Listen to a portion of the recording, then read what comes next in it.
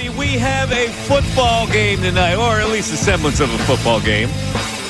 Cincinnati Bengals are going to play their starters. The Eagles will probably not play a starter. So the object of tonight for all Eagle fans is to look at certain areas of the Philadelphia Eagles. They're a good team. They're favored to win the Super Bowl. They're the best team in the NFC. We already know that. So it's a different situation when you're looking at the Eagles in preseason now, that you're looking at a good team just trying to fill in some margins. And some of the margins we'll be looking at, we will discuss. So tonight, for me, as I sit there like a moron and chart every play, will be the first thing I'm looking at, because it's very important to me, is the end rushing depth. Because I don't even know if the end rushing starters are going to, have any kind of an impact this year. I'm hoping that they do. I'm hoping that Nolan Smith takes a step up. And I'm hoping that the backup players, other than Jalix Hunt, could get in a rotation of some sort. But I'm looking closely tonight at Azeez Ojulari and Josh Uche. I got to see if they have adequate backups to put in a rotation where they can intersperse guys in and out. We already know they have that pretty good rotation at defensive tackle. I'm not worried about that, although I'm looking forward to seeing Ty Robinson tonight in his pro debut.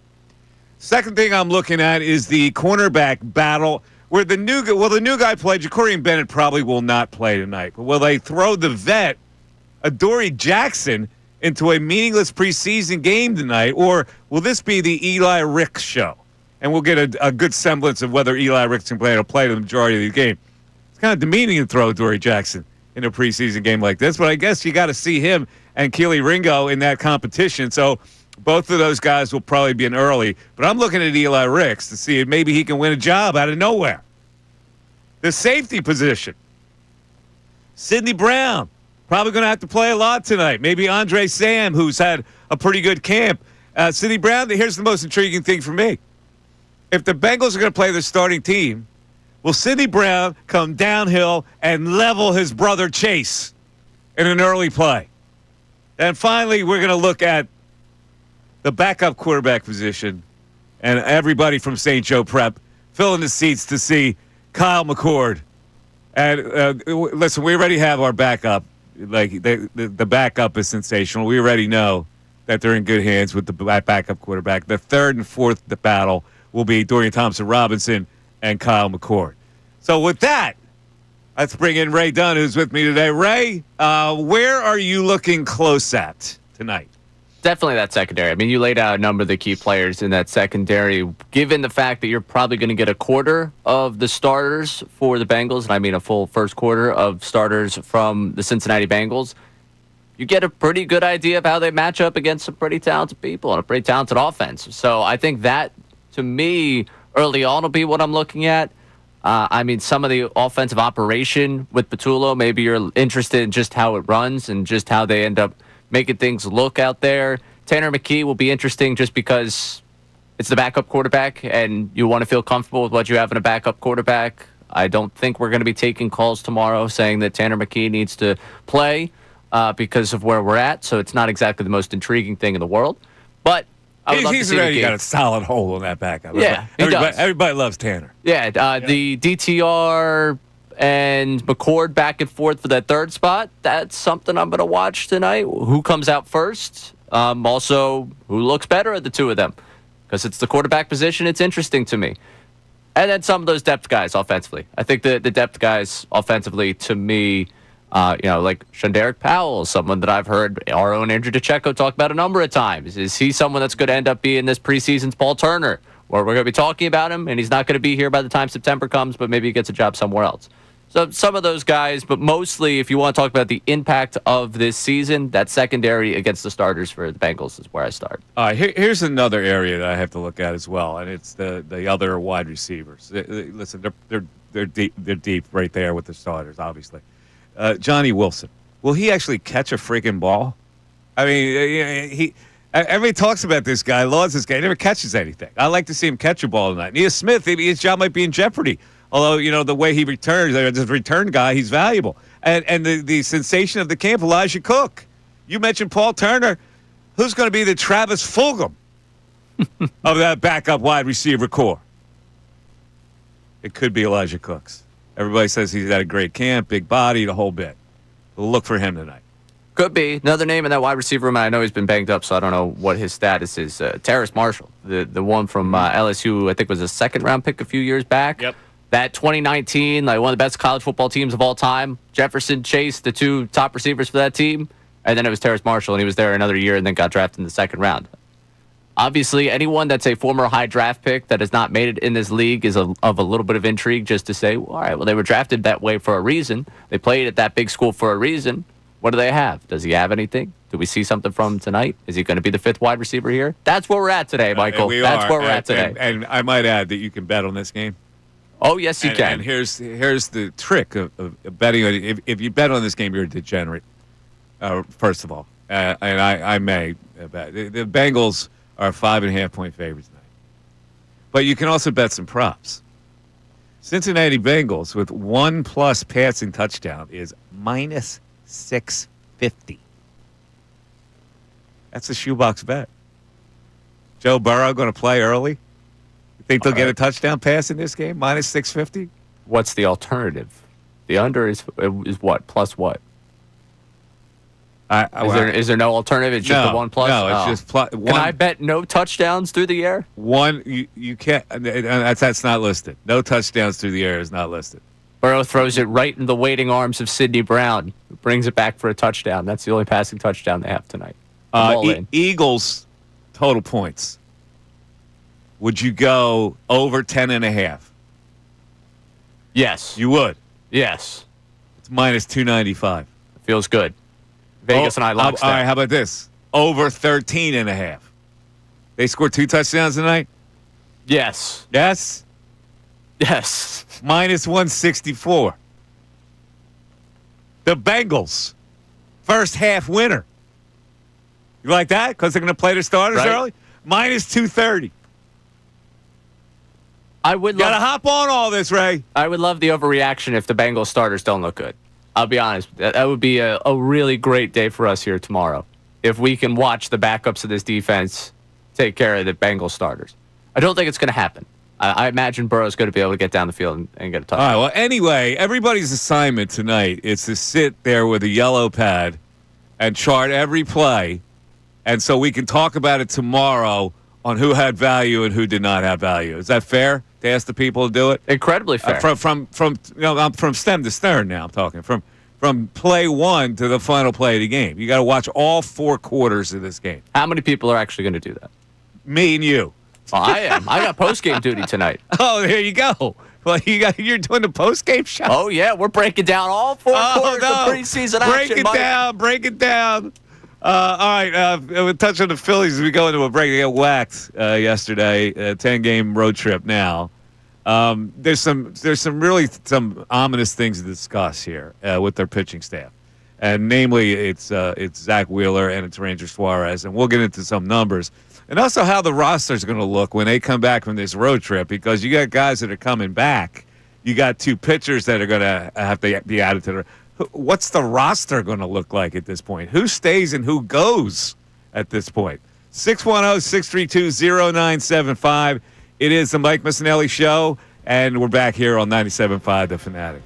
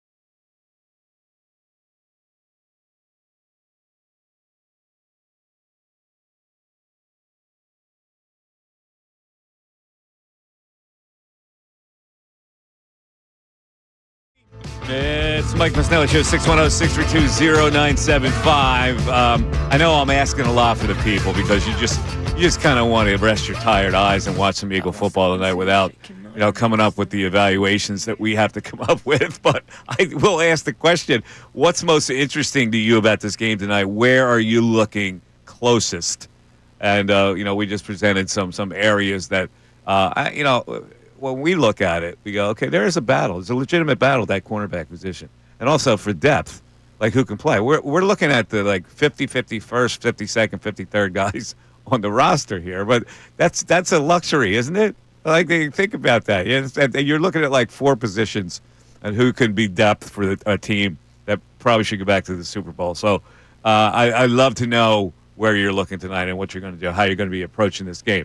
All right, now let's talk about the Phillies. The Zach Wheeler situation, I know a lot of people are downplaying this. I am not.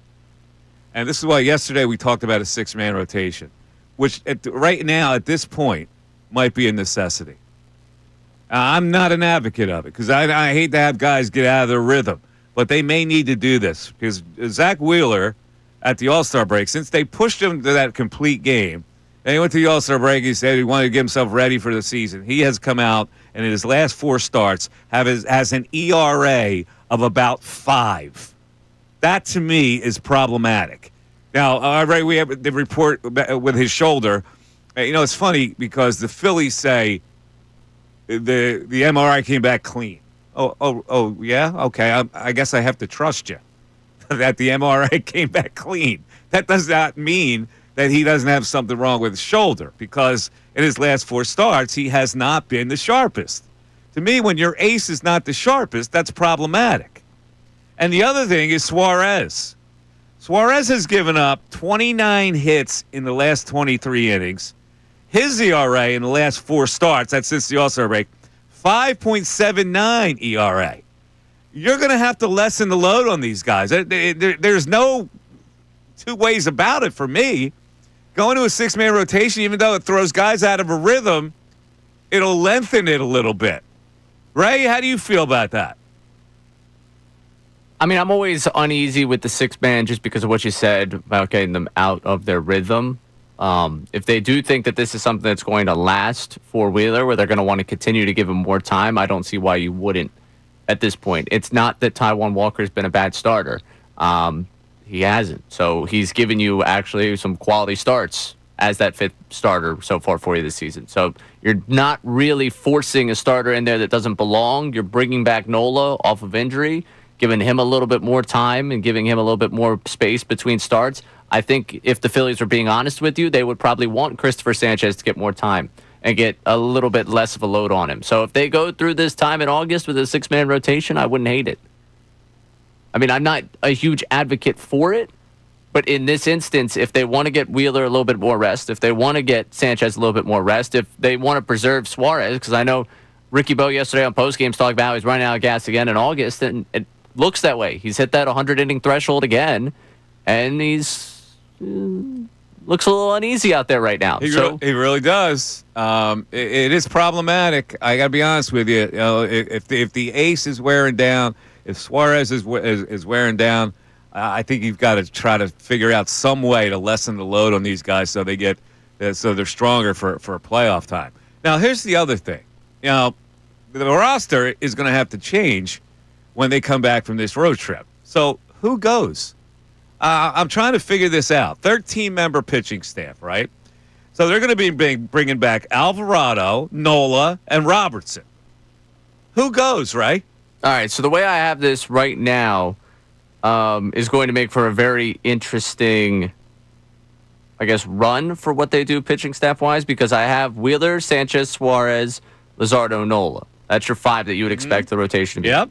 Duran, Kerkering, Strahm, Banks, Romano, Robertson, Alvarado gets you to 7 relievers. Mm-hmm. Now, I have not mentioned Taijuan Walker. Mm-hmm. So you would imagine Walker becomes option number 13 here. But that also leaves off Max Lazar and Joe Ross. Yeah, well, right now, Ron Hell is on the roster, right? So he goes. He goes. So it would come down to Ross and Lazar. He likes Lazar. Well, Ross, Lazar, and Walker, I think. That's right. Because you're going... Right now they're carrying, how many? We got 6. 13 pitchers. 13 pitchers. So Yep. I get you to 12 with the Duran, Kerkering, Schramm, Banks, Romano, Robertson, Alvarado. Yes. Plus the 5 of Wheeler, Sanchez, Suarez, Luzardo, Nola. Lazar's got to go down, and Ross has to be released. And Walker sticks. And Walker sticks. I mean, I don't disagree with I think that's what's going to happen. Like, if we're talking all things being equal, merit-based, Lazar being a bullpen pitcher for you probably checks more than the other two. Walker has earned the right to be on this roster, given the way he started. He has. So you got to kind of keep him on the roster, which means Lazar, the guy they like, has to go down, and there's no room for Ross. He's got to be released. So, yeah, I mean, that just kind of spells the end for Joe Ross.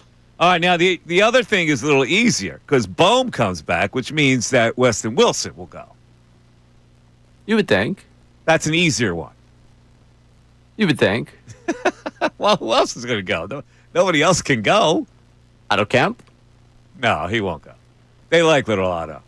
They like him better than Dub, don't they?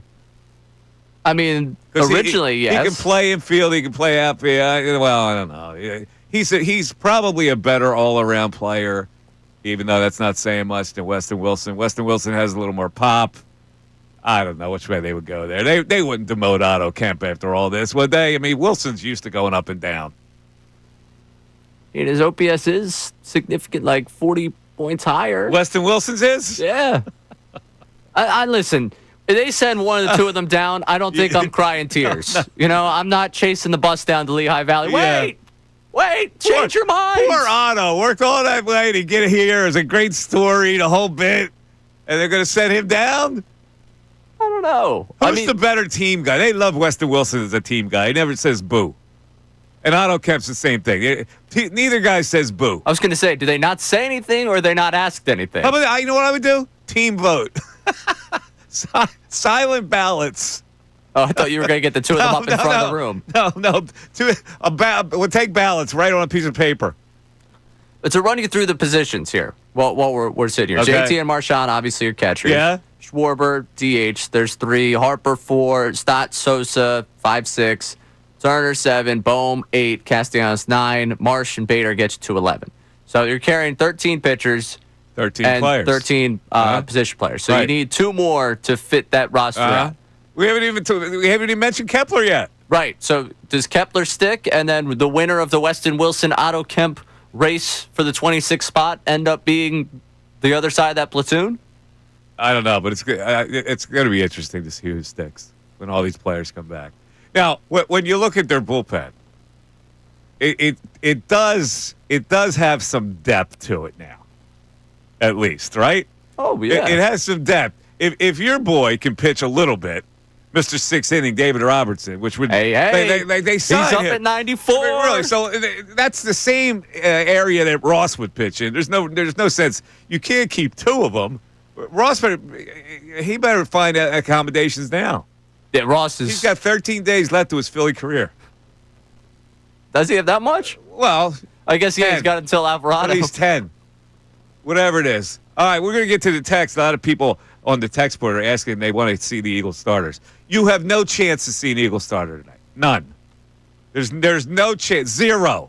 The way Nick Sirianni plays this, there's no way. What starter could possibly play in this game? Jordan Davis, maybe? Tyler Steen, maybe? Keely Ringo. Are they considered? The first 2 are considered starters. Is Keely Ringo even considered a starter at this point? Guy battling for a starting job? All right, we'll get to the text board after this. 610-632-0975. Now on 97.5 The Fanatic Sports Update. Preseason football is here. I'm Ray Dunn with this Fanatic Sports Update. Tonight, the Eagles take the field for the first time as they host the Bengals at 7:30. Cincinnati will play their healthy starters early in the game, including quarterback Joe Burrow, head coach Zach Taylor. As for the Eagles, they'll be playing to watch with the guards. It's offensive coordinators Kevin Padula's first shot at play calling and a number of defensive position battles across that defensive backfield. Tune in tonight to our Birds Insider pregame show at 6 o'clock as Connor Thomas and Kevin Cooney get you ready for the game. Phillies fell 5-1 to the Orioles yesterday, failing to sweep Baltimore after winning the first 2 games of the series. Rangers Suarez allowed 5 earned runs in 6 1/3 innings. The Bats went 1 for 10 with runners in scoring position. We also found out yesterday that the Phillies are pushing back Zach Wheeler's upcoming start to Sunday due to shoulder soreness. Rob Thompson addressed that following Wednesday's loss. Wheeler came out of his last start a little sore, more sore than he normally is. So we got an image done. It's clean. We're just going to give him a couple extra days. So it's going to be Sanchi on Friday, Luzardo on Saturday, and Wheeler on Sunday. The Phillies are off today before they start a 10-game road trip tomorrow in Texas. Jason Stark will join us coming up at 11:25 to break down everything going on with the Phils. This update's brought to you by Payday, packed with peanuts and filled with golden caramel. Payday is one hard-working candy bar, so grab one now to power you through the day. Payday peanut caramel bar. Get to it. I'm Ray Dunn on your home for the best Birds coverage, 97.5 The Fanatic and 97.5thefanatic.com.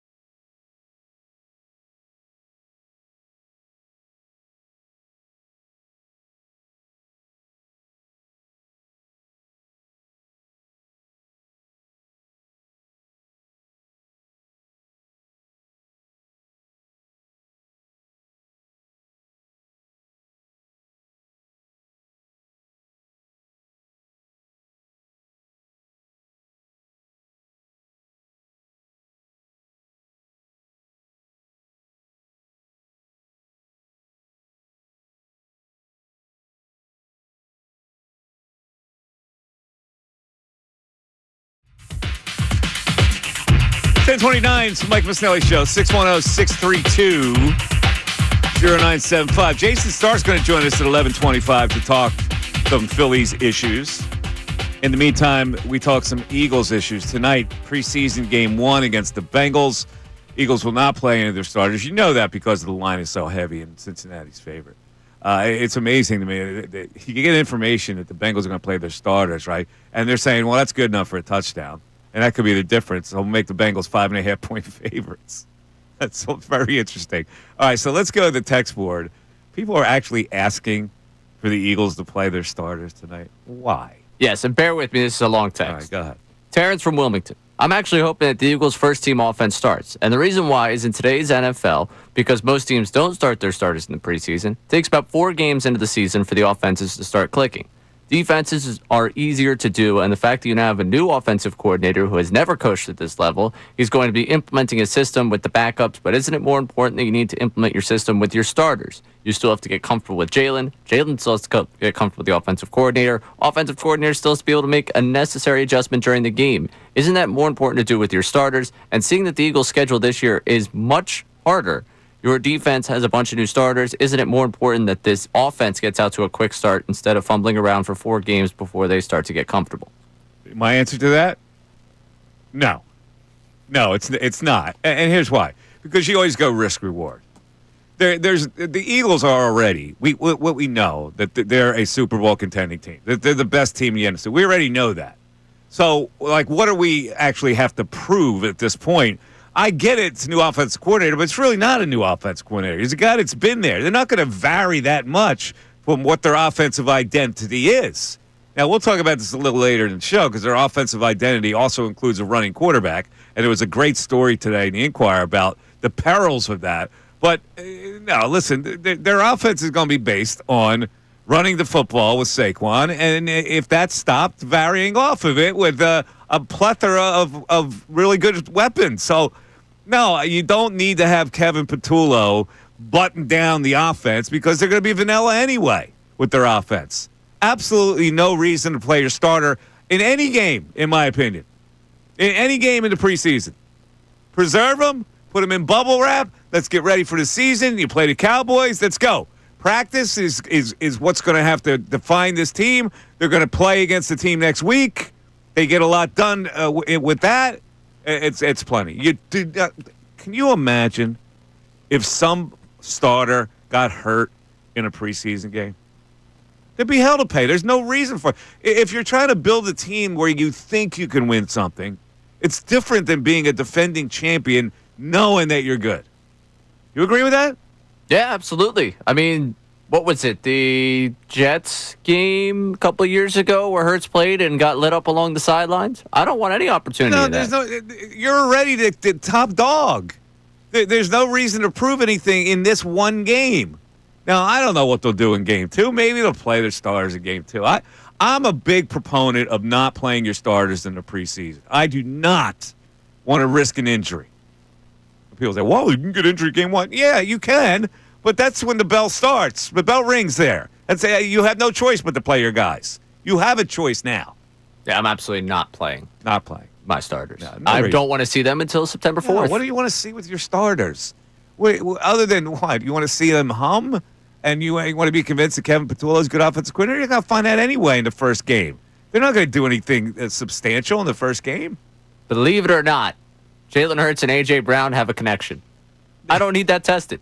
Believe it or not, Saquon Barkley's one of the best running backs in football. Yeah, he's not bad. This offensive line, still one of the best in football. Exactly. Devontae Smith, pretty solid. We always go through this. Well, see, they come out slow, and that's because they didn't play in the preseason. It doesn't matter if you come out slow. You win the first game 10-3. I'm good. You know? They went 2-2 and won the Super Bowl. I'm exactly. all right. All right, what else? All right, we got some people chiming in on the Phillies roster. Okay.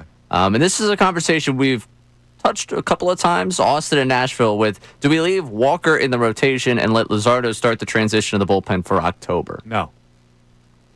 No, we don't do that. There's no reason to do that either. A starter could very easily go into the pen when the playoff bell rings. I'm not doing it yet. I don't think this is an August conversation, but I think this is a September conversation Really? for sure. I wouldn't do it. I wouldn't do it. If I'm going to go 6-man rotation, I'm going to have him eat up innings. I'll take my chances that he can get a left-hander out in the 6th inning in a playoff game. I just want him to get used to getting up, getting loose, the and stretch? coming into a game. Coming into a game also with the a stretch? Also, I mean, I don't think in the postseason, given the way he's pitched out of the stretch, the second half of this season, really since he was tipping his pitches in June, I don't think I would feel comfortable bringing him into a game with runners on. No. Like, he has to probably get a clean inning. Yeah. Yeah, I hear. It'll be interesting to see what his role is, whether he gets phased out completely in the playoffs. Like, they go to the more experienced relievers. Like, where would they go to him? I guess they would at the second lefty in a high leverage situation he could be. And that's what you want to test him? Strom. Because you're not going to have Alvarado, so you're going to have Strom and Luzardo. Strom, Banks, Luzardo? Oh, Strom, forget about Banks. I don't know. You trust Banks in a high leverage situation. Banks is 6, 7 inning guy. Yeah, but I think that's what Luzardo will be. I don't know. I trust Luzardo more than I trust Banks. It depends. Banks is coming in with runners on. Luzardo is showing you right now with runners on just the struggles of it. It's not that I'm overwhelmed with Banks. He's giving you more. Listen, he's giving you more than what you thought. What is it with Banks that I just can't get in tune with? He's been very successful. I don't know. I can't get. I don't like the way. I don't know. I don't know what it is. I don't know. One of those I don't ones. like guys like that. We got Mark checking in. Otto and Dub get rings. Bring up Crawford and keep Kepler as the extra bench outfielder. Well, you can't. Can't do that. Who else would go? Who's he saying would go? Otto and Dub get rings. Oh. So he's saying put them both on the bus together to Lehigh Valley.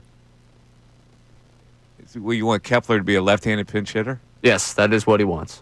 They got more pop, but they need right-handed guys. Yeah, the right-handed bat off the bench in that case would be Sosa. Yeah, that's it. That's it?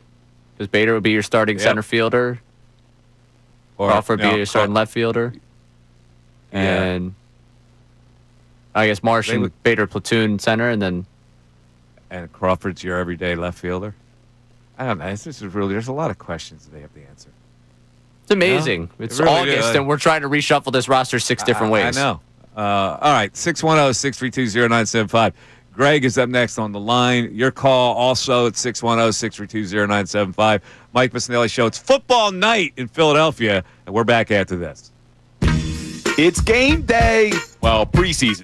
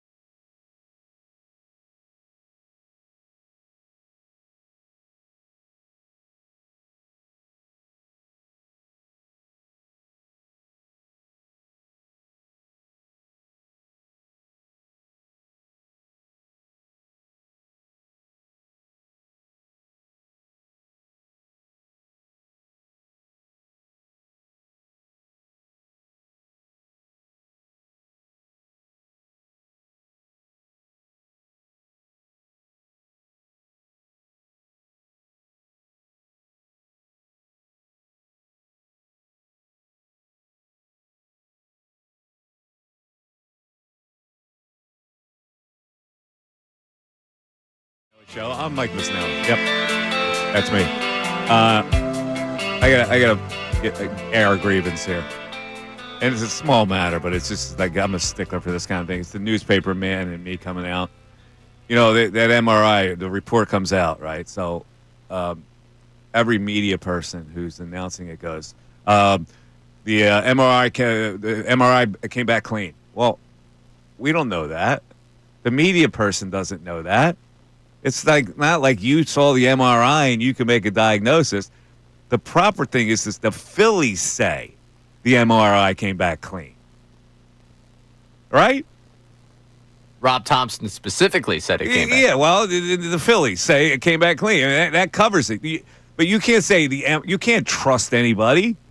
It's like they say the MRI. Like that doesn't mean that they didn't see anything. They might have seen something. I don't know. Might have seen irritation, whatever, inflammation, whatever it is. The MRI came back clean means they don't need surgery. But I'm just saying this. I'm a stickler for that kind of thing. Like a media person should never trust a message from a team unless they couch it by saying the team said. All right, just a little lesson for the kids out there. Right? Am I right? Little journalism lesson. Little journalism 101 lesson. J School the 101. The Phillies say the MRI, there was no problem. No, the MRI showed no structural, whatever they say. Sounds good. All right. I just wanted clear that one up. Appreciate Appreciate that. Get that off my chest. A little education. Never know what you're going to learn here on the Mike Missanelli Show. Anyway, so tonight, again, here's what I'm looking at. And you have your own little list. For me, number one, I'm looking at the edge rushing depth beyond the starters. Because, again, we're trusting the starters. All right? So I would like to see a little depth in there with Azeez Ojulari, who hasn't really flashed, and Josh Uche, who has a little bit. So we can make our judgment on whether these guys are comers or not. The cornerback battle is obvious. That's the second thing I'm looking at. Keely Ringo, Dory Jackson, will they go head-to-head tonight? Will they get all the reps they need to get in a meaningless preseason game, or will they play Eli Ricks? And will Jacorian Bennett see the field? Which probably not. The other wide receivers I'm looking at, Johnny Wilson, Nia Smith, Elijah Cooks. I want to see if they have any depth back there. I want to see if these guys can actually play. Johnny Wilson, I read raves about how he blocks. 6'7", catch a freaking ball. Nia Smith hasn't really flashed. Elijah Cook has. Where did he come from? I want to see more of this guy. Safety position, Sidney Brown. Let's see you take the job tonight, Sid. Andre Sam, let's see you bounce him out of a job. And finally, Kyle McCord. We're all looking for the debut of Kyle McCord, right, Ray? You have to be. I mean, local kid, Pennsylvania Player of the Year. You have to. Shunned Penn State, went to Ohio State. It didn't quite work out for Kyle there. It is funny. You remember, I don't know if you remember the news at noon, the weekend following Ohio State losing to Michigan and Syracuse won that big, I forget who they beat. He tried to shove it up their nose. Yeah. That ended up, turning out a little bit different for him. But hey, I'm happy to have him here.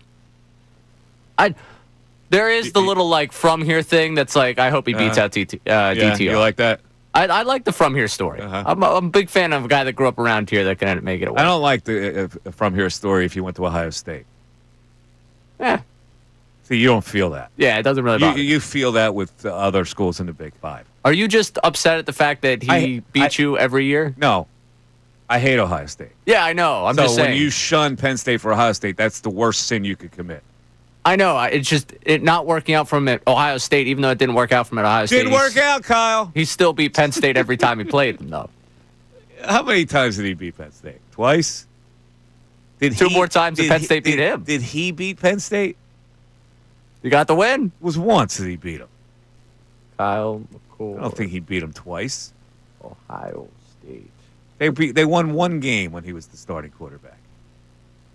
I don't know about that one. Really? I think, just 2023. One guy, that's it, one time. How'd that game go? And he had, 8 pro players on his team? Oh, don't you guys got a lot of pro players? What did he do in that game that was so special? Win. The people out there listening. How could you rep a local kid? You know why? They actually threw it to another local guy. Marvin Harrison touchdown in that game. Yeah, late in that game. Big fourth quarter drive. All right, so a fourth quarter drive, he good for him. Yeah, look at that. 22 for 35, 286. He committed to Ohio State when he was 12 years old. Crying out loud, the kid. All right, How about him? How about that game? Big 20-12 win. Let's go to the phones. Greg in Bethlehem checking in. What's up, Greg? Good morning, gentlemen. Good morning, I have Greg.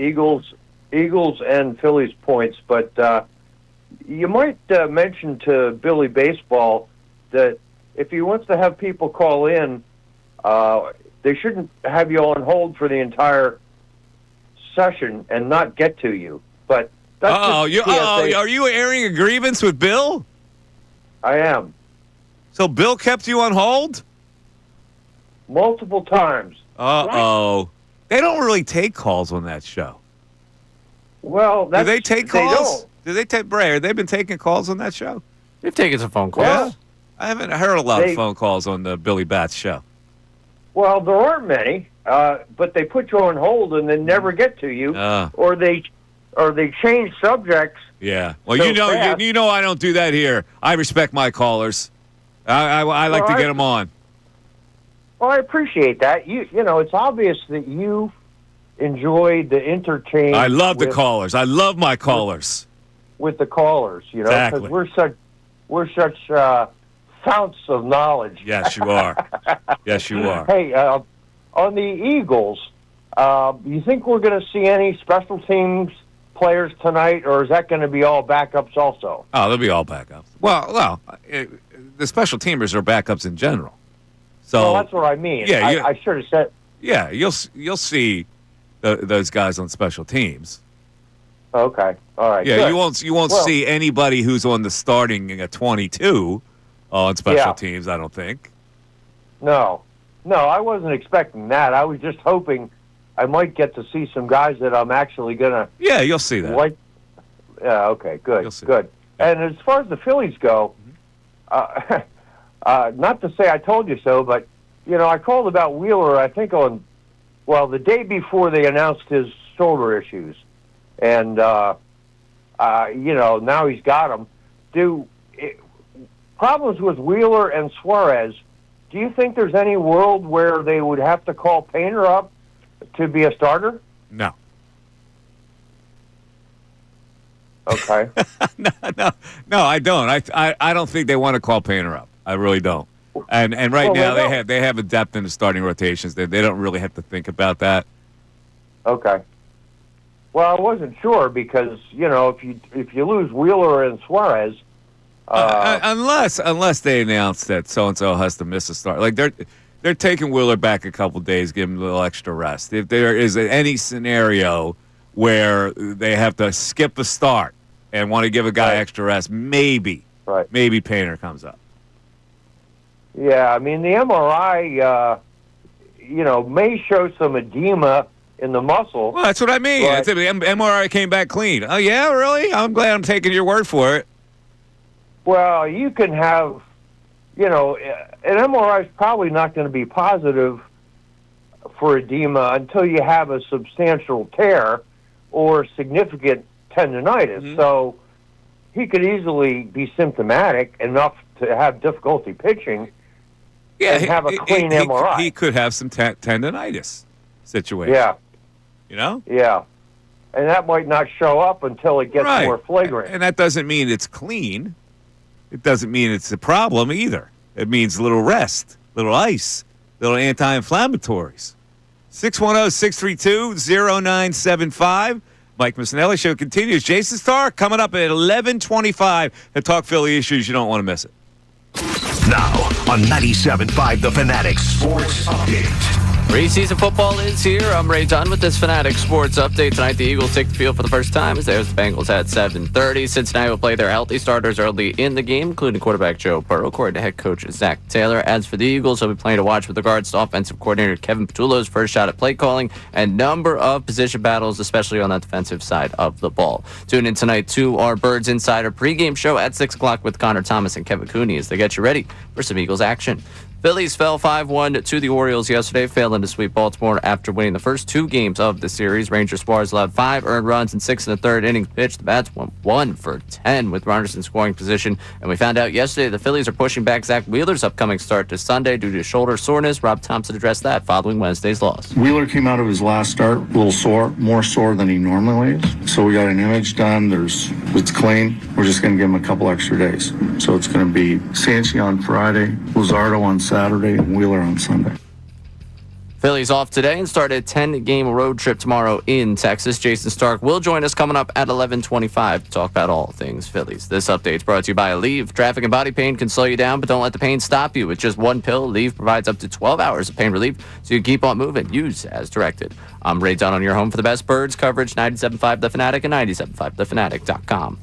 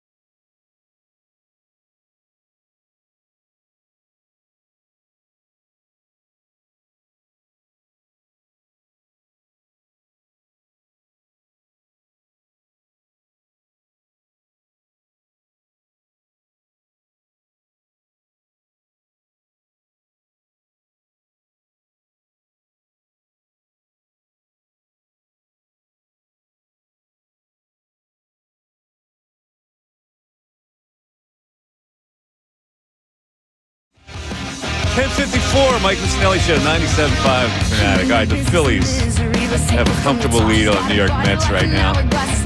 How about that game yesterday at Citi Field?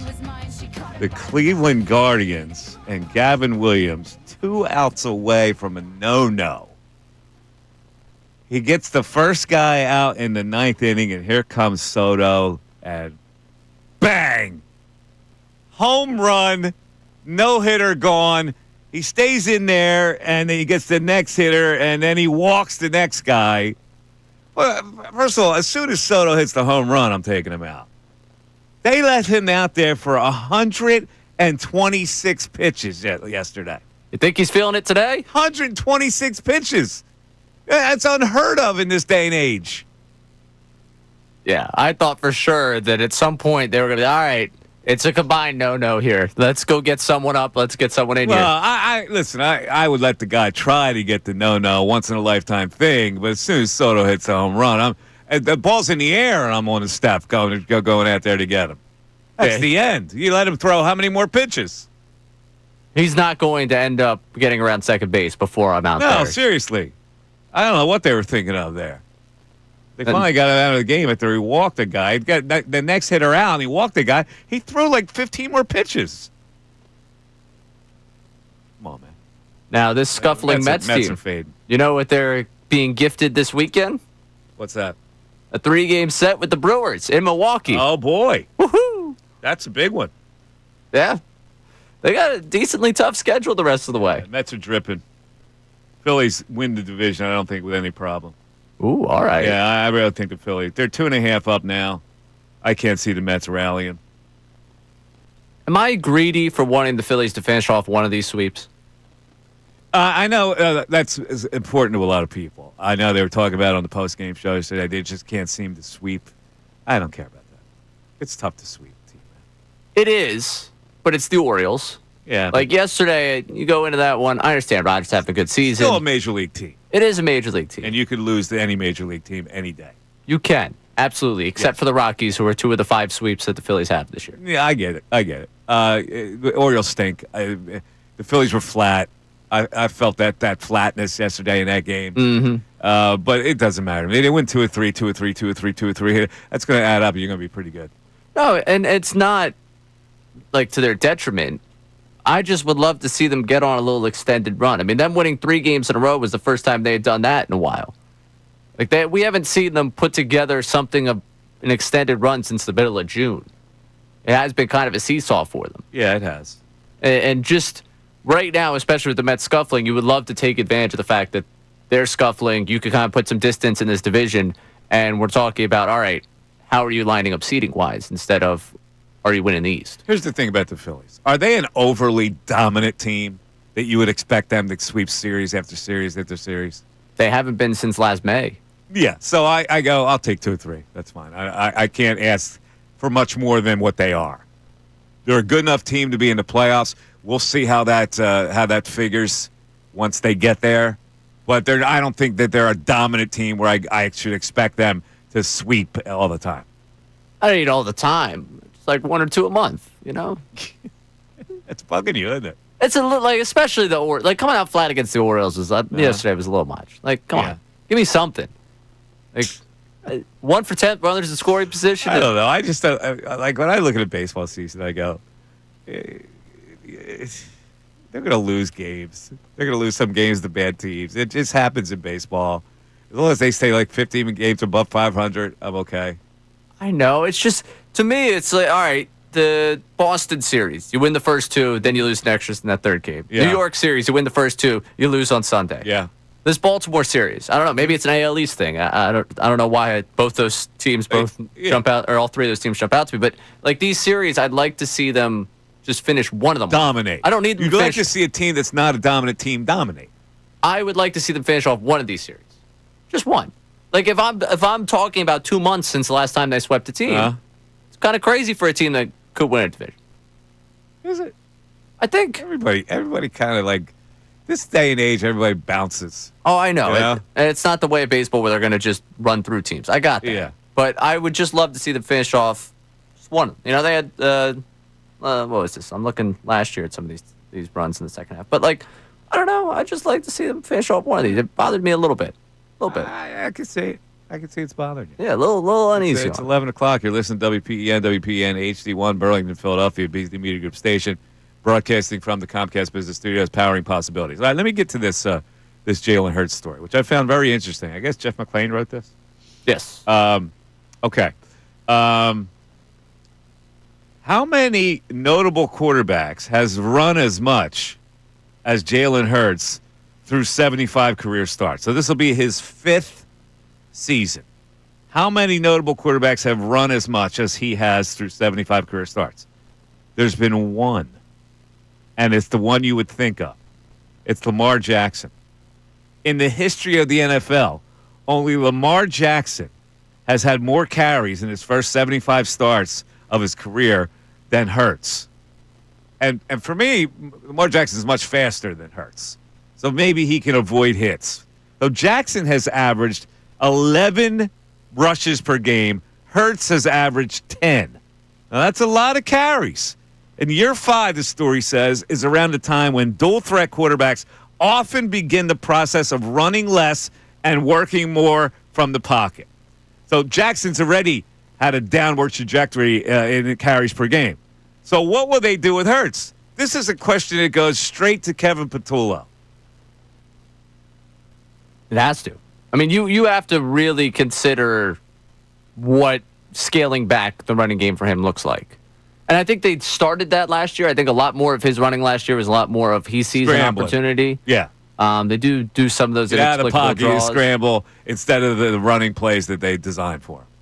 But the one person I go back to, and I think it's a comparison that we make a lot because of their Super Bowl titles and the similarities of the teams, is Russell Wilson and what he was. Like, you look at Russell Wilson the first 4 seasons that he was the starting quarterback for the Seahawks, he goes over 500 rushing yards in all but one of them. His rookie year, he didn't. After that, there was 2 seasons in the 9 years since. Like, they started to scale that back. The next year, it drops considerably. 2017, he runs a little bit more, but then it really starts to drop again. I think that's where you have to kind of find the sweet spot for him. Because, again, Russell Wilson, that year in 2015 is 27. After that year is where it starts to drop a little bit. I think you have to scale that back. I think it has to be more of, all right, you have Saquon Barkley. That's your running back. You know, you've got Will Shipley out of the backfield when you need him. You know, they love to say the screenplay is an extension of their running game. I just want to see a long-term Jalen Hurts, especially now as his cap hit's going to go up. What he's getting paid is certainly high there. You need him healthy. And we all saw what happened in the one game last year where the concussion happened against a good football team. They ended up losing to the Commanders. He was asked about it, by the way. Here's his quote. This is classic Jalen speak. It's not about maintaining a pace. It's about doing whatever it takes to win. And that's something that evolves from year to year. So I'll continue to have that approach. What does that mean? Does that mean anything to you? Or is that just a sentence that goes around? Typically, when you play to the standard, you win. Keep the main thing the main thing. No, this is not about Hurts. This is about Kevin Patullo. He's got it. Like, when I talk about adapting, Kevin Patullo's got a very easy job. He knows what his foundation is. His foundation is offensive line and running the football. And when they really gang up to stop that, he's got to be crafty enough to get the ball out of his quarterback's hands quickly. That's what I see. So that goes hand in hand with Jalen running less. Get the ball into the flat. Get rid of it quick. Then you don't have to worry about breaking out of the pocket, right? Yeah, the passing game being in rhythm this year probably lends to less running from Hurts. Because that's the one thing they do a lot, and Hurts really it's a Hurts thing where he does a lot that gets them out of rhythm in terms of, oh yeah, he's moving, the receiver's coming back to him, and now he's going to try and find the receiver instead of the quick drop. I'm going to go look and fire. He holds the ball way more than a lot of quarterbacks across the National Football League, and that leads to scrambles. That leads to more hits. Because that's just what happens when you give defenses time to rush you. They're going to find you. Exactly. No matter how good your offensive line is. All right. So again tonight, what are you looking at for the Philadelphia Eagles? What do you want to see most, other than just rest your tired eyes after you come home from work and you see the Eagle uniform on the field on your TV screen? Are you actually looking at something? Let's go back to the text board, see what they're looking about. Yeah, we got Josh from Belmar here. I'm super excited to watch Kenyon Green, the potential right guard. He was one of my favorite players coming out of the draft that year, and I thought he'd be a stud. I want to see how Stoutland U has done with the young man. Huh. I that was low on my bingo card. Yeah. Didn't think we were getting Kenyon Green. Kenyon Green. I mean, It'll be interesting to see if Tyler Steen plays with the backups as the starting right guard. My sense is he will not. So Kenyon Green might be the guy who you see a lot up tonight. I mean, yeah. I would think you're going to see a lot of him. I don't think if we don't see Steen, I think that's a pretty strong indication of where he stands. I think he stands pretty good. I don't think he'll play tonight. I don't think so either. I think it's. I don't think any. I don't think they want to do that. I don't think they want to play any singular guy from their unit. We got another texter here, Mark in Lansdale, saying, "All I want to see is what happens in the secondary. Give me a big play from a safety. Give me a big play from one of those corners." Fair. That's fair. Now, I look at the end more than I'm looking at that position, but I know most people would look at that position since it's been advertised as the competitive spot. But the defensive end to me is really important. I'm talking about two guys that you're counting on as your starters that you really don't know, and then the backups, which it's only one of them has flashed.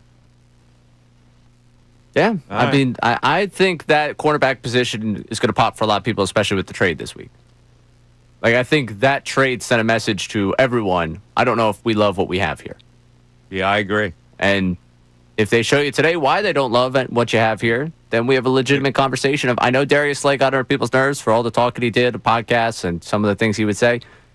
He was a serviceable corner on the other side. Yeah. Quinyon Mitchell last year. In fact, that was also important to the management here at 97.5 The Fanatic, because they made a promo of us talking about that. Have you heard that? Darius Slay? No, they made a promo of us talking about the cornerback battle. Oh, look at us. Yeah. You and I getting some You pump. haven't heard that promo yet? I haven't heard it run. I think it may run during this show. Would it? It's possible. Promoting our show during our show? Is that a no-no in the radio business? I don't think they promote our show during our show. Really? Probably not. No. But, where did I hear? I heard it on the morning show today. Interesting. All right. I haven't heard that promo yet. My voice, though, I tend to tune out. So if I'm running... I do too. Yeah. If I hear my voice, honestly, if there's any commercial and I hear my voice, I immediately go, yeah, that's strange because you're a play-by-play guy. Yeah. Well, I have to listen to it enough in terms of reviewing tape and stuff like that I don't want to hear it more than I have to. I got you. 610-632-0975. We also have some quirky stories to talk about today. I don't know what you've asked me on the show sheet. Someone getting drinks, is that does it have the same implication of food? What does that mean exactly? If you ask someone to drinks, is there implication that food will be ordered? Oh, if you ask someone for drinks. Like a date you're talking about? That's exactly what I'm talking about. Talking about a date. This was a debate amongst friends. Is there the implication of food? Interesting question. I think I have an answer to it. 610-632-0975, back after this. Andrew Salciunas, Sean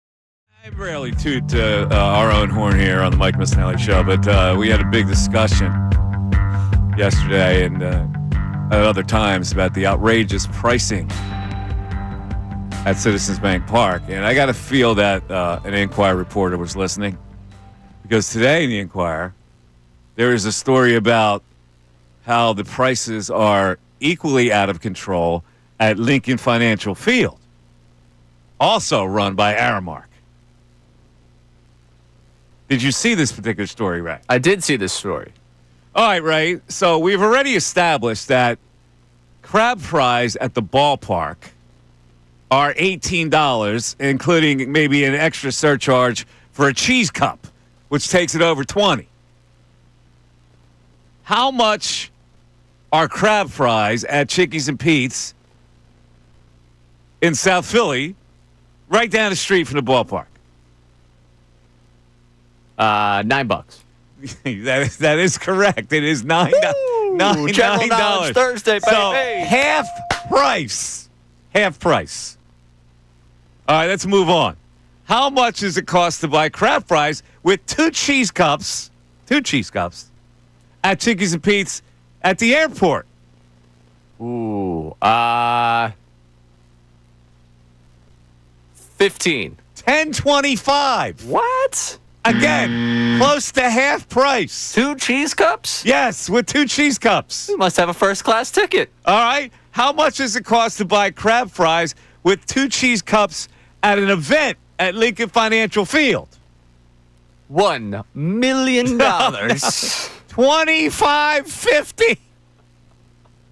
$25.50. This is no laughing matter. I'm bringing this up for a reason, because I want to start a campaign. I want somebody from Aramark to hear me out and say, Aramark, please cut down in your profit margin just a tad to make it more affordable for people who want to buy frickin' crab fries at a game.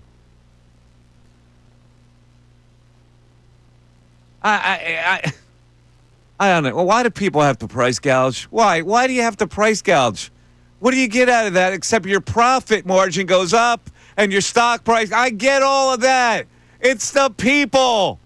You're serving the people. It is a dent in most people's wallet to have to spend $25 frickin' for trap fries and a couple of cheese cups. Yeah, tell you that for sure. Aramark reported. You ready for this?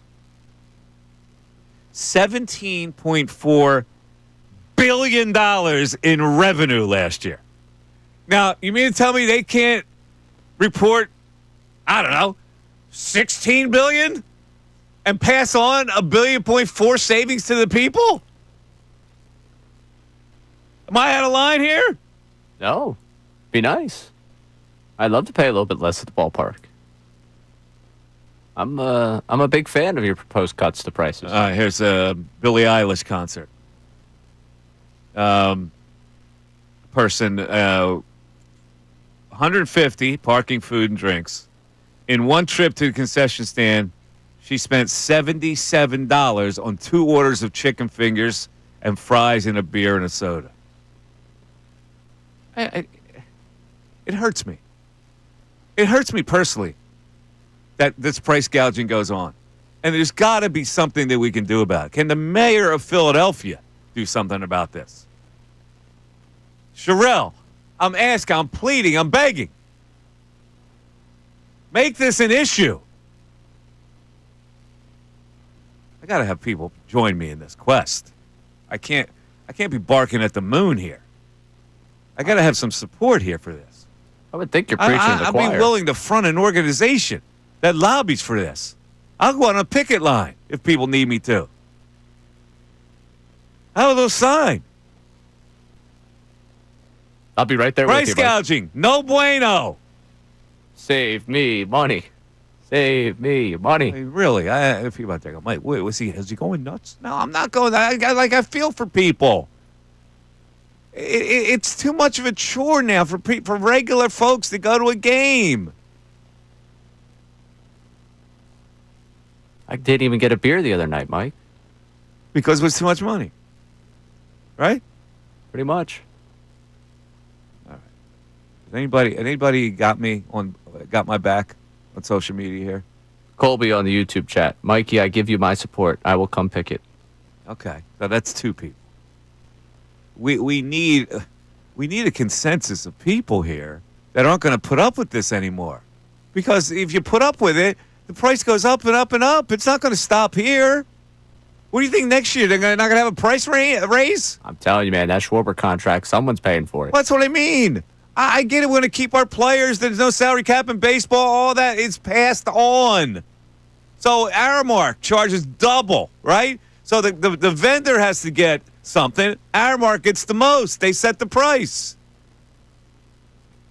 And the vendor's doing it. The vendor gets advertising boom out of the whole thing. But I got to think the vendor's even losing money if Aramark's taking that big of a cut. I see here a spokesman from Chicky and Pete's did not comment in this story. Interesting.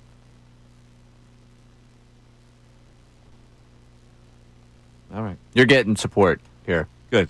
I'm trying to help the people out here. It's not me. Like I don't go to the games enough where I'm going to get price gouged. But I've talked to so many people who like, oh my God, that was $70 for a couple of crab fries and cheese cups and a beer. Dude, it's absurd. Somebody's got to step in here. I wish I was political enough to step in. There's a council. There's a mayor. I know how to get tax revenue from Aramark. I get it. 610-632-0975. Mike Missanelli Show continues. Jason Stark coming up at 11:25. Now on 97.5 The Fanatic Sports Update. Preseason football is here. I'm Ray Dunn with this Fanatic Sports Update. Tonight, the Eagles take the field for the first time as they host the Bengals at 7:30. Cincinnati will play their healthy starters early in the game, including quarterback Joe Burrow, according to head coach Zach Taylor. As for the Eagles, there'll be plenty to watch with regards to offensive coordinator Kevin Patullo's first shot at play calling and a number of defensive position battles. Tune in tonight to our Birds Insider pregame show at 6 o'clock with Connor Thomas and Kevin Cooney to get you set for the game. Phillies fell 5-1 to the Orioles yesterday, failing to sweep Baltimore after winning the first two games of the series. Ranger Suarez allowed 5 earned runs in 6 of the third innings. Bats went 1 for 10 with runners in scoring position. We also found out yesterday that the Phillies are pushing back Zach Wheeler's upcoming start to Sunday due to shoulder soreness. Rob Thompson addressed that following Wednesday's loss. Wheeler came out of his last start a little sore, more sore than he normally is. So we got an image done. It's clean. We're just going to give him a couple extra days. So it's going to be Salciunas on Friday, Luzardo on Saturday, and Wheeler on Sunday. Phillies off today. Start a 10-game road trip tomorrow in Texas. The Hall of Famer Jason Stark joins us next to talk everything Phillies. This update's brought to you by the International Hot Rod Association. International Hot Rod Association, Duran Hybrid, where the roar of the engine meets the torque of the wrench. Building champions on the track and in the trades. Get your tickets at ihra.com. I'm Ray Dunn on 97.5 The Fanatic.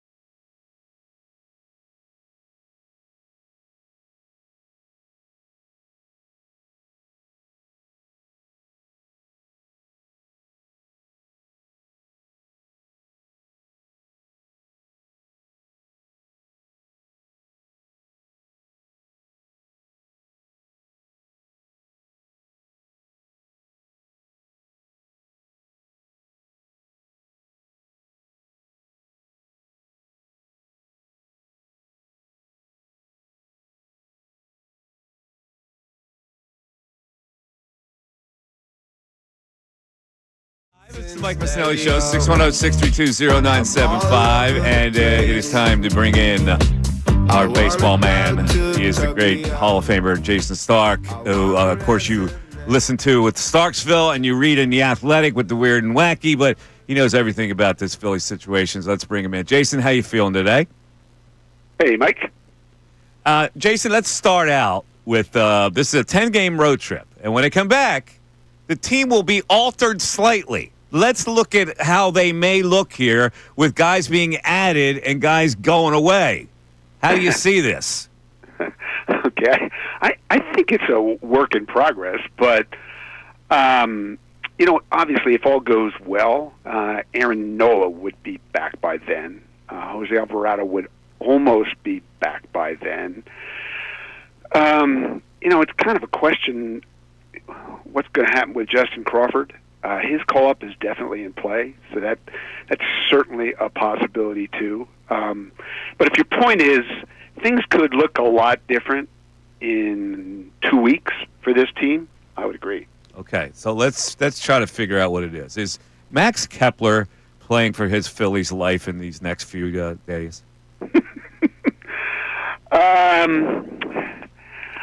I think there's a definite possibility that Max could get Whit Merrifielded at some point here. Every time it feels like he is totally on the endangered species list. He has a game, or he has a couple of games where he hits some balls on the nose, and the exit velocities or the underlying metrics say he's not as bad as it looks. Yeah. And so they hang in there with him. But just figure it out in your head. If they're going to call up Justin Crawford, then how can Max Kepler be here? Because if Justin Crawford comes up, he has to play.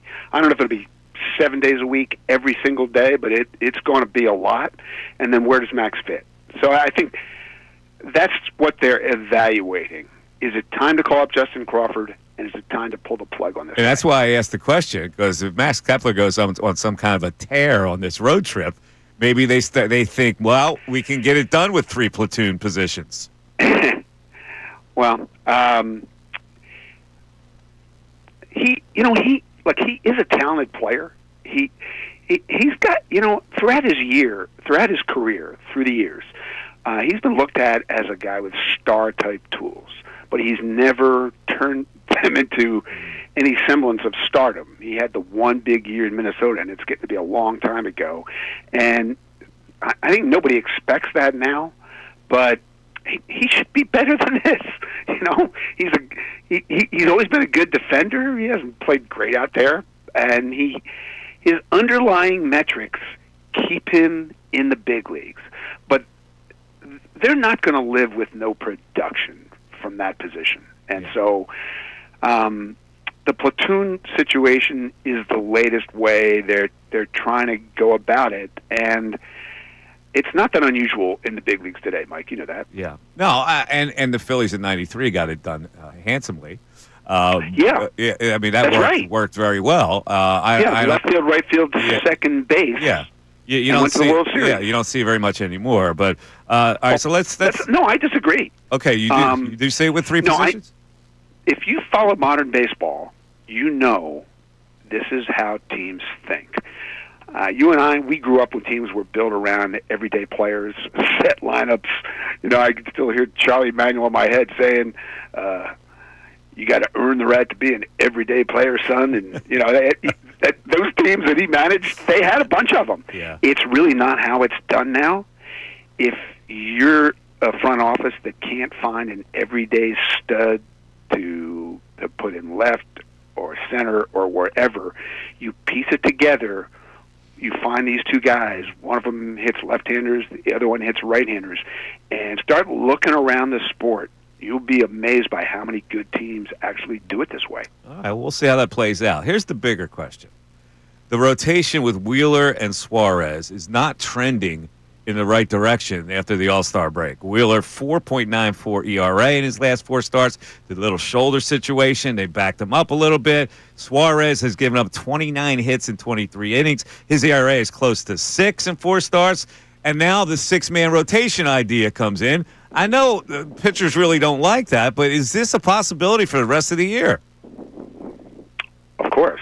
I think it's all a work in progress, what happens in the outfield too, but let's talk about the rotation, because managing innings, managing workloads, managing fatigue for this rotation is the single biggest issue for this team the rest of the year. That's where I stand. What's the Phillies' path to win the World Series, Mike? It's the rotation. Mm-hmm. It's dominate. It's get a lead, get the ball to Johan Duran. And they told you this is what they thought at the deadline, right? What did they trade for? A big bat or a big arm? They traded for the big arm at the back. And why is that? Because if your rotation is great in October, you're going to hold a lot of leads because you're not going to need to score 6 or 8 or 10 runs. You get a lead and win those games. That's the formula. It's what they haven't done in the series they've lost in 22, 23, and 24 postseasons. So they've got to figure out how to have those guys at their best and most dominant when they get there. Yeah, I don't know if the extra day, like 6-man rotation, I've seen it before, messes pitchers up for some reason. They don't really like it. So, I mean, how would that resonate? Look, it's going to have to resonate. Like the whole Zach Wheeler thing is something to watch. And Mike, you know this. What is my motto? It is don't pay attention to what they say, watch what they do. Yeah. So what did they do with Zach Wheeler, Mike? They said he was fine, but they sent him for an MRI. Yeah. They said he was fine. Did they keep him on regular rotation? Nope. No. They pushed him back. Take another step back. He was supposed to start the All-Star game in his hometown. All of a sudden, he decided, he needed a rest. Yeah. He wasn't even going to go. Yeah. And then just yesterday, look, Zach is usually very chill, man. But before that game, when those reporters asked him if he had a minute to talk about how he was feeling, what did he say? He said no. Yeah. Like, I don't know how many red flags that is. I didn't count them, but watch this very carefully. Yeah. All right. Let's talk about one of your favorite subjects. I've never seen this phenomenon ever in Philly baseball, where fans actually boo when the Phillies have a lead that's not a save situation. I've never seen it. The people. In fact, I got caught up in the whole thing. I'm rooting for the Orioles to score, so I could see a 4-1 situation where that guy would come in. You're allowed to bring him in if it's not a save situation, but that's another story. Can I do the stat of the week, and then we'll let's do the stat of the week with Johan Duran. Yeah, so I was out there Friday night for his first save as a Philly, and God, that thing zipped along, right? And I thought, that's the most efficient save I've ever seen. Yeah. 1, 2, 3 inning on 4 pitches. Mm-hmm. So, Mike, here's the stat of the week. I thought I would give you a partial list of some Phillies closers who never had one save like that since we started keeping track of pitches in 1988. Here we go. Brad Lidge, Billy Wagner, your boy Jonathan Papelbon, Mitch Williams, of course, Jose Alvarado, of course, Jeff Hoffman, even our guy Ricky Batalico. Never had one save like that, and Johan Duran did that for his very first save as a Philly. And you know what my thought was? It might not be the last. Guys swing early against this dude because they do not want to get buried in the count. Yeah, this is just a crazy phenomenon. People were leaving the stadium because they weren't that he wasn't going to pitch. That's not.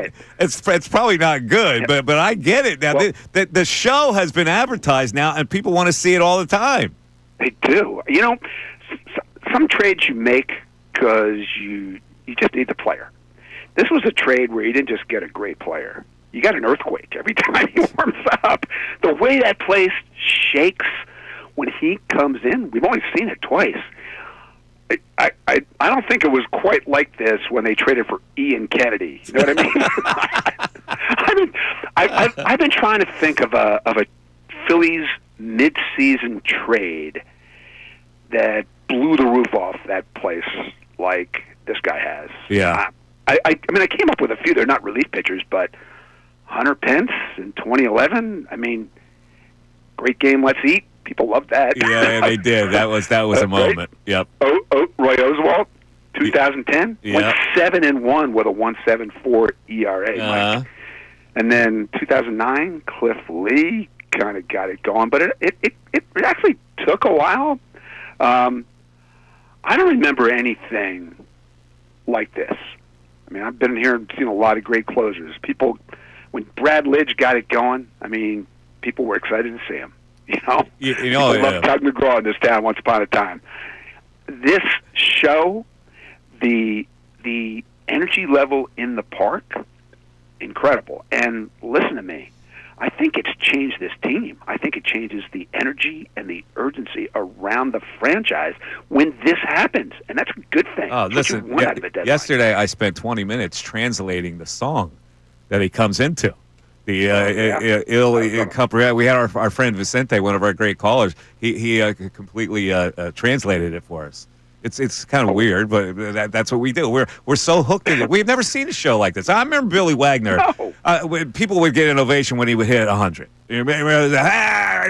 This guy does it regularly, like it's no big deal. Yes, I'm sitting in the Tigers dugout last Friday, and they're rehearsing this. What? The spiders are going across the dugout. Okay. I mean, across the screen. This is pregame. Yeah. You know? Yeah. And they're trying to turn the lights out, and then they lost power. And what were the Tigers doing? The Tigers are sitting there going, "This is kind of disrespectful." What do they think's going to happen? Oh, they've seen it before, though, right? They have seen it before, and they were not looking forward to seeing it again. I mean, I can. It was interesting to talk to those guys. A.J. Hinch, he's one of the best managers in the sport, and he said, let me tell you something. When you're managing a game and Duran is lingering out there, you're very aware of it. It really comes into play in terms of how you manage a game when he's in the house. You're going to go for it earlier. He pitch hits a lot. He does a lot of wheeling and dealing in game, and you do that earlier when that guy's lingering out there because he's so good. He has weapons for left-handed hitters. He has weapons for right-handed hitters. He's unpredictable, and it's 100 to 103, and he might throw an outing where he doesn't even throw his fastball because the other stuff is so good. What a phenomenal addition this has been for the rest of the season. Yeah. Jason, go ahead. I'm sorry. We were talking last week right before the deadline, and I thought that Griffin Jacks was their number one target. I think that's because they weren't convinced the Twins were going to trade Duran. They wound up trading everybody. Yeah, they really. It's a disgrace. It changed the whole deadline. There's a big game tonight, and I know you're on top of it. What position? What sport? Well, the Eagles. What position battles are you looking forward to seeing tonight, Jason? You know how many seconds of that game I'm going to watch, Mike? 0. Okay. Come on, Jason. I hate to break your heart. I'll be paying attention in 4 weeks. What? Come on. We got position battles we got to zero in on tonight. All right. I'm going to go to the park. I'm going to the park. I'm going to buy my $18 tub of crab fries, and I'm going to watch the game tonight. I got to get you on board. I'm starting a campaign with this price gouging. I'm trying to bring the prices down at the ballpark. What do you need from me? I need support. I'll support you, but I have no power. You got plenty of power. You're in the Hall of Fame, for crying out loud. Let's do it. I don't know anybody at Aramark. It doesn't matter. We're going to pick it. Okay. We're going to get my full support. All right. Sounds good. Jason, always a pleasure. We'll talk to you. Enjoyed it, man. Thanks. It's a great Jason Stark. There you go. I got his support. I got a Hall of Famer. That's the first Hall of Famer I ticked off. We good? We're good. All right. 610-632-0975 is how you get in. Mike Missanelli Show continues. Ricky Bo, Bill Colarulo.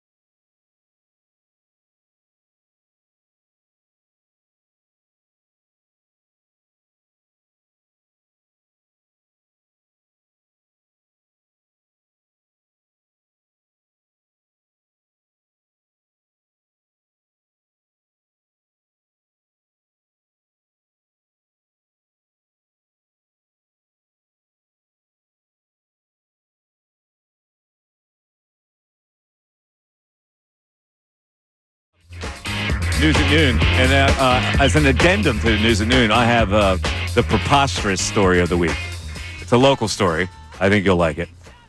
I think, Ray, you know where I'm going with that. Do I? Yeah. The preposterous story of the week. Get it into my head. What do you think it is? It's on the show sheet. It's on the show sheet. Yeah. Oh. It's on the show sheet. I should know it. Yeah. It's absolutely ridiculous. What on that show sheet is absolutely ridiculous? Oh, yeah. You know what I'm talking about? Yep. Know exactly what you're talking about. Yes, I knew you'd take to that story. You can read me. Yes. I've begun to think like Mike. Got to be kidding me. All right, let's get to the phones because we got some price gouging people who wants to join my army.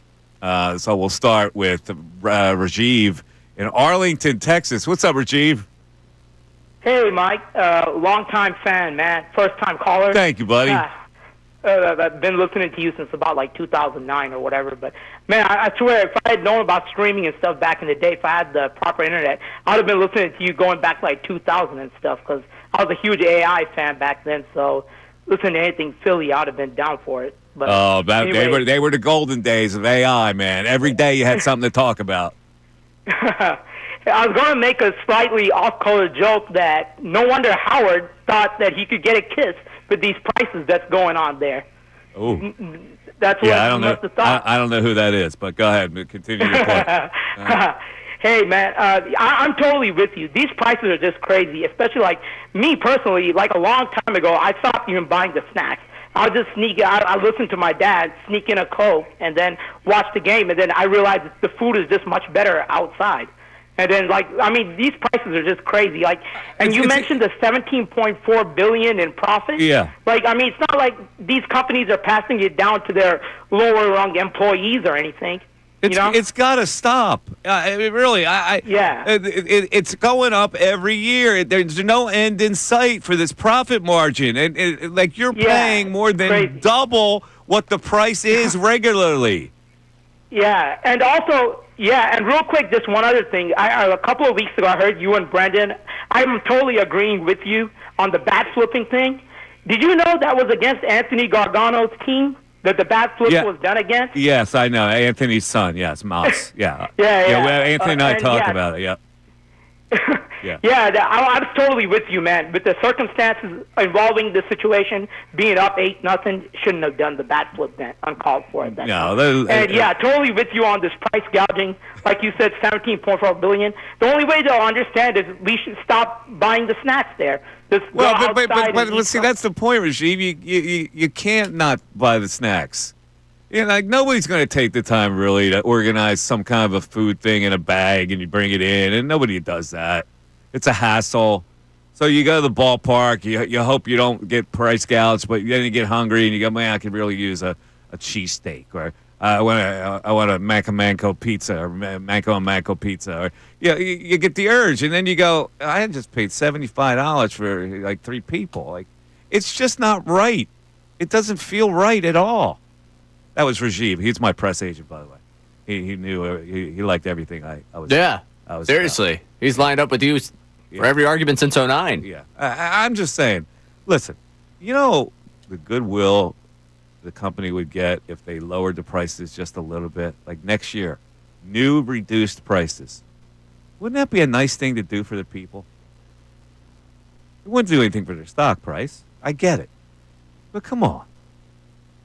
Just have it the way they have it down at the Falcon Stadium. Everything's affordable there. At the Falcon Stadium? Yeah. It is? Atlanta prices are great. Really? Yeah. I don't know what Arthur Blank did to make that work, but... look at the Masters. Yeah. $3 for a chicken sandwich.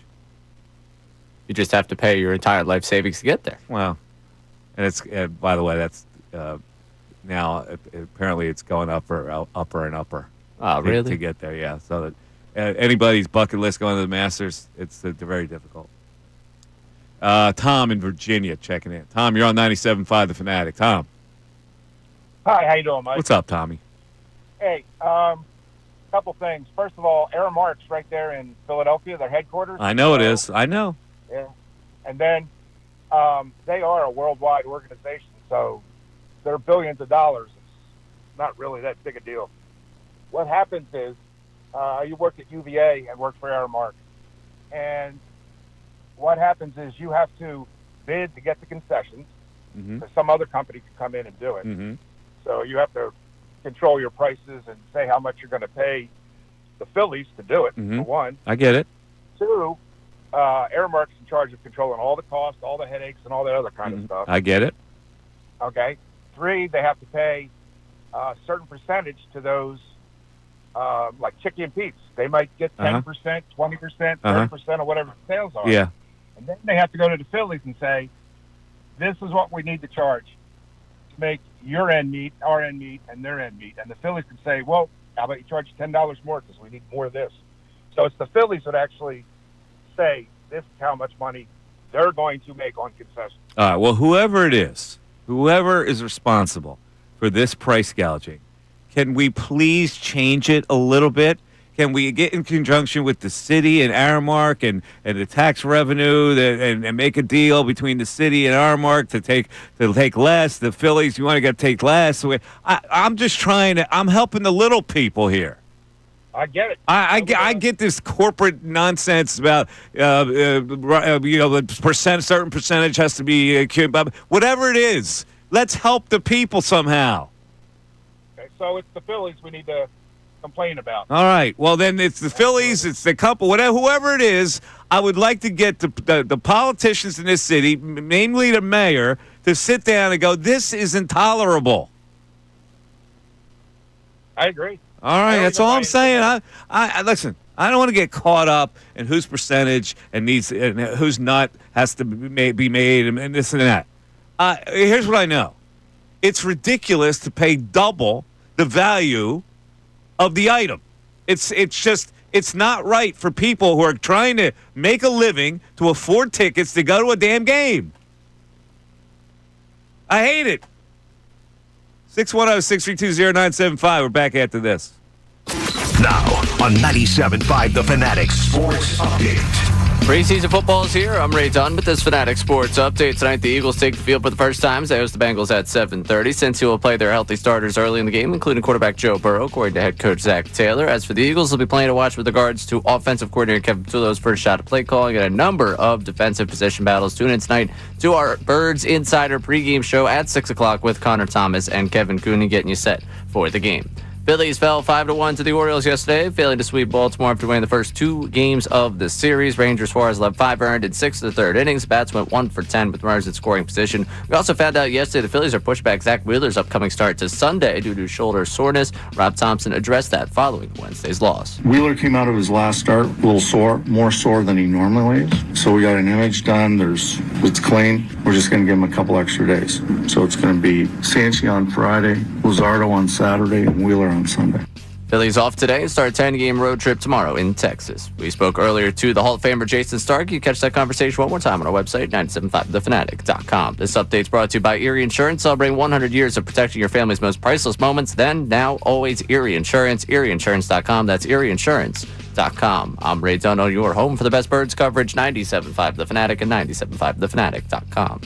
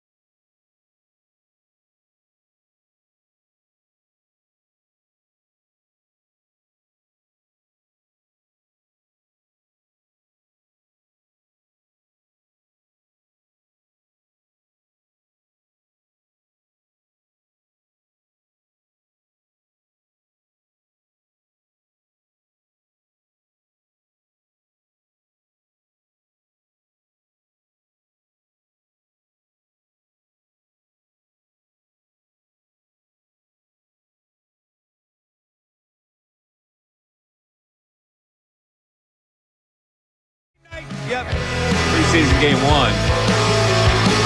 Eagles and Bengals. Bengals apparently going to play their starters for the first quarter. Probably not the quarterback. Maybe 2 series he'll get. I don't expect the Eagles to play any starter. And not even Tyler Steen, who I don't think they would want to put out there without his offensive line mates, which work as a unit. So we're going to see no starters on offense. And we may see one area of starters on defense, which would be that cornerback position where Dory Jackson and Keely Ringo probably play. Other than that, are we seeing anything? Nope. No. So if you're going down to the game tonight, you got an $18 crab fry price and a $23 cheesesteak as you see no starters. But yeah, listen, you're at the ballpark. You're seeing football for the first time. So that's all good. Now, baseball, the Phillies. Tomorrow being a 10-game road trip. Very interesting. 10-game road trip. On the road, they have not been great. About 500. You got this pitching situation. They're going to look differently when they come back because 4 players have to be added to the roster.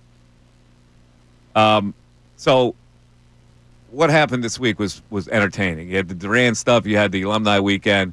And part of it was Jimmy Rollins going on to the Wall of Fame. And Jimmy, I thought, did a tremendous job in his speech. And he did it off the cuff, which was fabulous. But he got on his TBS show, and he explained what it's like to play in Philadelphia, which I thought, again, was very well done. Here's Jimmy. You got that, Ray? Jimmy talking about the situation that he played with in Philadelphia and why it's so special. I tell the young players and anyone that comes to Philadelphia, when you understand that we're just leasing this jersey, it's a rental for us. At the end of the day, at the end of the season, we go home and live our normal lives. When we retire, we go back and do what we want to do. Those fans are going to be there for that next generation of players that is putting on that uniform with that same passion, those same demands. It's a family. You could talk about your family, you can talk about your brother, mom, dad, whatever, but if somebody else does it, then they're in trouble. And that's why I wanted to get the point across. They're going to be hard on you. Don't be soft. Don't let it get to you. They want the best. They don't hate you. They don't want to see you do bad. They're just like, why can't you do better? Totally. And we play in a sport that is full of failure. We accept that within ourselves, within our group. The fans will never accept that. They're there to see you do one thing. 1, that's win. And 2, I'll always remember, they want to be entertained. There's nothing more entertaining than winning. That was pretty good. That's pretty well said. The rental thing is great. Yeah. You rent. The fans are going to be here forever. You rent. They own. At this point, I think he's bought. Yeah. He's got that jersey forever. No, he's got it. But you know what he's trying to say to the other people. Like this is about them. It's about you to an extent, but it's about them. And this is you're performing for them. I think that was a very poignant thing to say. Yeah, for you, this could be the job, but for them, this is, a lifestyle. This is what they care about. This is the way that they seek enjoyment, entertainment outside of whatever they have going on in their lives. And you have to remember that because they're going to be here a lot longer than you are. And I wish the people who charge $18 would remember that as also. The entire text board also wishes that. Really? All right, let's just quickly back to give me one text. We get to the top of the hour for the news at noon. Yes, the pricing at the ballpark has taken the last remaining affordable pro sport, made it too costly an endeavor for a lot of us. Going to get concessions for the family is a part of the experience, but now it can cost easily $150 a trip for a family of 4. Totally with Mike on this one. Anthony in Bethlehem. And the problem is there's nothing that the average person can do about it. You are at the mercy of the corporations and the profit margins and all that, and you're just trying to go see a game. And while you put, I get news for you. You put it out at the time you need to put it out. You don't think about it. You know where it hurts? When you think about it later. You go, man, I just spent like $500 to take the family to the game, man. That's $500 I could use right now. All right, it's 12 o'clock. You're listening to WPEN HD1, Burlington, Philadelphia, BC Media Group Station. broadcasting live from the Comcast Business Studios, powering possibilities. It's noontime. Happy lunchtime to everybody out there. We celebrate it with the news at noon. There's a whole lot going on in this world. It's time to catch up. Here's the news at noon. 97.5 The Fanatic and 97.5thefanatic.com. News at noon starts out with a little Cincinnati Bengals situation here. I wonder if he's going to play tonight. He probably will, won't he, Jamar? Probably. That's the starters, right? All right, let's see what we got with him. Yeah, welcome to town, Cincinnati. Very nice to have you here in the city. Bengals making some news. Jamar Chase was on Up and Adams and just threw this line out here when talking about quarterbacks in the National Football League, game planning, his role and everything. Had this to say about Josh Allen and compared to his quarterback. I don't know. People game plan against Josh Allen, not against Joe Burrow. They play against his game weapons. You know what I'm saying? So that's the difference. A little bit of a shot. Wait. What did he say there? They game plan for Josh Allen, not Joe Burrow. They game plan for his weapons. Huh. Saying basically they game plan for me. They don't game plan for Joe. That is a shot at Joe. Like, why would he take a shot at his quarterback? I didn't think I heard that right. Come on, man. I got you one more time. I don't know. People game plan against Josh Allen, not against Joe Burrow. They play against his game weapons. You know what I'm saying? So that's the difference. Jesus. All right. Well, he's saying that Buffalo doesn't have any weapons. Right. So it's the quarterback. If I look at it that way, I'll take him off the hook. But it's still a shot at his quarterback. Hey, you want to just say nothing, you also have the opportunity to say nothing there. Hey, Josh Allen's a really talented player that a lot of people look at. Joe Burrow's a schmo, in other words? Schmo Burrow? Schmo Burrow. All right. It'd be funny to call him Schmo Burrow when he throws 2 touchdowns and 2 drives tonight. All right, moving on as we continue with training camp coverage, because every media outlet getting themselves, all those national media outlets doing their tours of training camp, and that was Up and Adams with the Bengals. Now we go to Diana Rossini and Chase Daniel taking their podcast on the road to Denver, where Sean Payton, they were curious if he could pick any player throughout his coaching career to have again. Who would it be? Got to be Drew Brees. Got to be Drew. Right? You would think. Got to be Drew Brees. No? It's not. I wonder if there's a player, if he could just have on every one of his teams moving forward, who is it? All right, so the question isn't who's my favorite player. It's not who your favorite player is. No. Because I've got favorite people in my life, but they're not the best at what they do. There's so many Jimmy Graham, Shockies, Breeze. The first guy I said Jimmy Graham. Was the answer. The first guy I said was Jimmy Graham. I'm giving you honorable mentions. So happy because he retired this year. Yes. But I think there was something about frickin' Darren Sproles. I was going to say, I was actually going to say Darren Sproles. Really? Yes, it was in my head. And I said, could it be Darren Sproles? Nah, it can't be Darren Sproles. Frickin' Darren Sproles. How about that? Who was he on that with? Who was that female voice? Diana Rossini. Oh, it's Diana Rossini. Okay.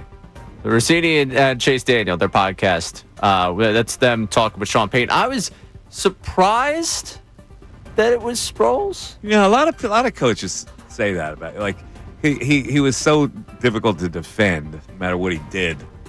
I swear to God, he was in my head. I mean, that's good by you to have that answer, because I did not have that. I saw the clip circulating. I was like, really? Yeah, I'd say it could be Darren Sproles, and it's got to be Breeze. But no, all right. It turns out not. All right, Mike. I'm limiting myself to at least once a week.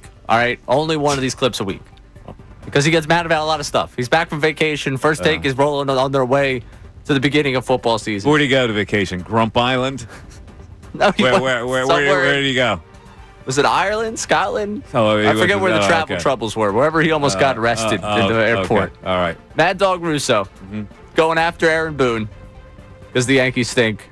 And Russo's upset. Yankees, who have lost 2 brutal ball games in the last couple of days amongst a long losing streak. On Monday night, they brought Devin Williams and Aaron Boone did, and Williams, who's been very spotty, to say the least, all year, gives up a home run in the bottom of the 9th inning to Jock Peterson in Texas. Peterson has done nothing. The next night, for whatever the reason, Yankees nothing in the bottom of the 8th. They've got a million guys in the bullpen now because they made all these trades. What does Boone do? He brings Devin Williams in again. For crying out loud. He gives gives up this 2-run single in the bottom of the 8th to Tellez, and the Yankees end up losing the game 2-0. He should have taken it, shouldn't have pitched him at all, and should never, ever, under any circumstances, allow him to pitch here. Williams has been awful. The Yankees made a million trades. Boone looked very confused in that dugout of what to do when there were the bases loaded and 2 out, and the Yankees season is collapsing. They're in big trouble. They're behind the Red Sox. They're behind Texas. They're behind the freaking Blue Jays. They're behind everybody. And Booney is not Miller Huggins, okay? He's managed Ruth. He's not Miller Huggins. I can't even do him anymore, man. I think he's become parody of himself. I mean, Alan Boone, climbing out, he got that man guys in the bullpen, and he's been brutal. I can't do it anymore. Miller Huggins. He's rolling out the 1920s Yankees manager to compare Aaron Boone. And let me tell you something, Miller Huggins. He would never have picked Devin Williams 2 days in a row. It's just brutal. I mean, what are we doing here? Miller Huggins. All right, that does it for news today. It's just brutal. Brutal. He's become a parody version. Alan Boone as they stinks as a manager. I'm listening to it. I'm like, he's serious. Oh, news at news. All right, let me give you an addendum here. I don't even know where to start with this. The Flyers have hired a UFC fighter. I can't. This is so preposterous that I can't even get it out. They have hired a UFC fighter from Delco, or a bare knuckles boxer from Delco. The guy from South Philly is the bare knuckles boxer. I don't know whatever it is. The MMA fighter and a bare knuckles boxer to teach the Flyers how to fight. Do I need to comment on this? I'm just putting the story out there as the preposterous story of the week. I really don't have any comment other than the headline. The Flyers have brought in a UFC fighter and a bare knuckles boxer to teach him how to fight. That's absolutely brutal. I mean, seriously, Flyer fans, seriously? What are we doing? All right, 610-632-0975. A UFC fighter, can you believe it, in hockey? Mike Missanelli Show continues. Philadelphia Union Soccer.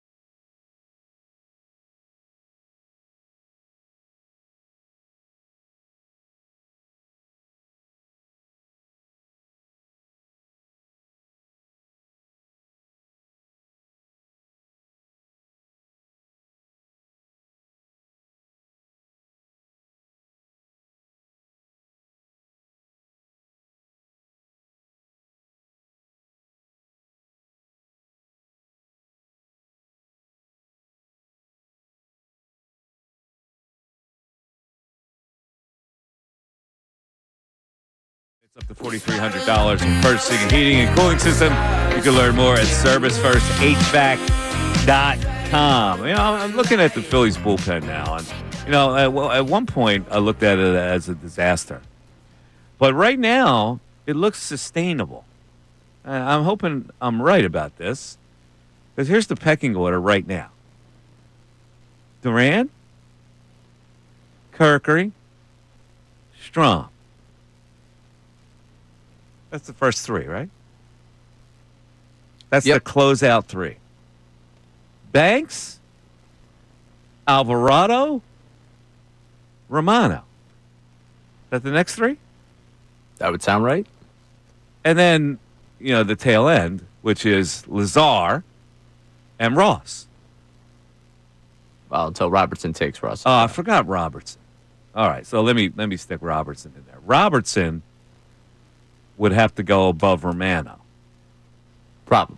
All right, so it's Robertson in the 6th spot, Romano in the 7th spot. That's not bad. So it's funny you bring this up as you come to this realization, because it was something that was on the cutting board today while I was putting together the show sheet. This story in The Athletic today, basically post-trade deadline, let's look at the bullpens across baseball. Mm-hmm. And obviously the Phillies, given the way the season's gone and given the names on paper, don't get that consideration at the top. But there's a line in this story at the end where they're talking about, wins above replacement has its flaws for pitchers, but it does count for something in this kind of discussion. So when you account for park factors and look at the projected WAR category, you're probably circling the Mets or Padres for the best bullpen in baseball, despite this ranking by projected ERA. And fans in Philadelphia and Houston can enter the chat if they'd like. Huh. So all of a sudden, the addition of one guy and then a guy coming back, a left-hander, who isn't really a high leverage right now and probably won't be, it looks like it's pretty deep. They could put together a solid bullpen, especially for the stretch run here of the regular season. Obviously, once you lose Alvarado, that hurts for the postseason. But for 6 weeks there, could you cobble together one of the better bullpens in baseball after an entire 4 months of us all complaining at really nonstop about this bullpen? It's cobbled. That's for sure. It's cobbled.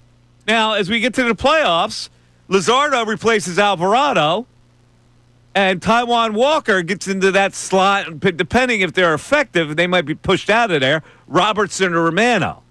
That's where Walker would get in as the 7th guy. Think Walker's going to be on the postseason roster? Oh, you're saying he won't be on the postseason roster? Oh. I don't think so. I think he ends up probably the odd man out here. He'll be on the top step? Top step Taijuan. Again? Yeah. After what he's done as the 5th starter? They're going to leave him off this year?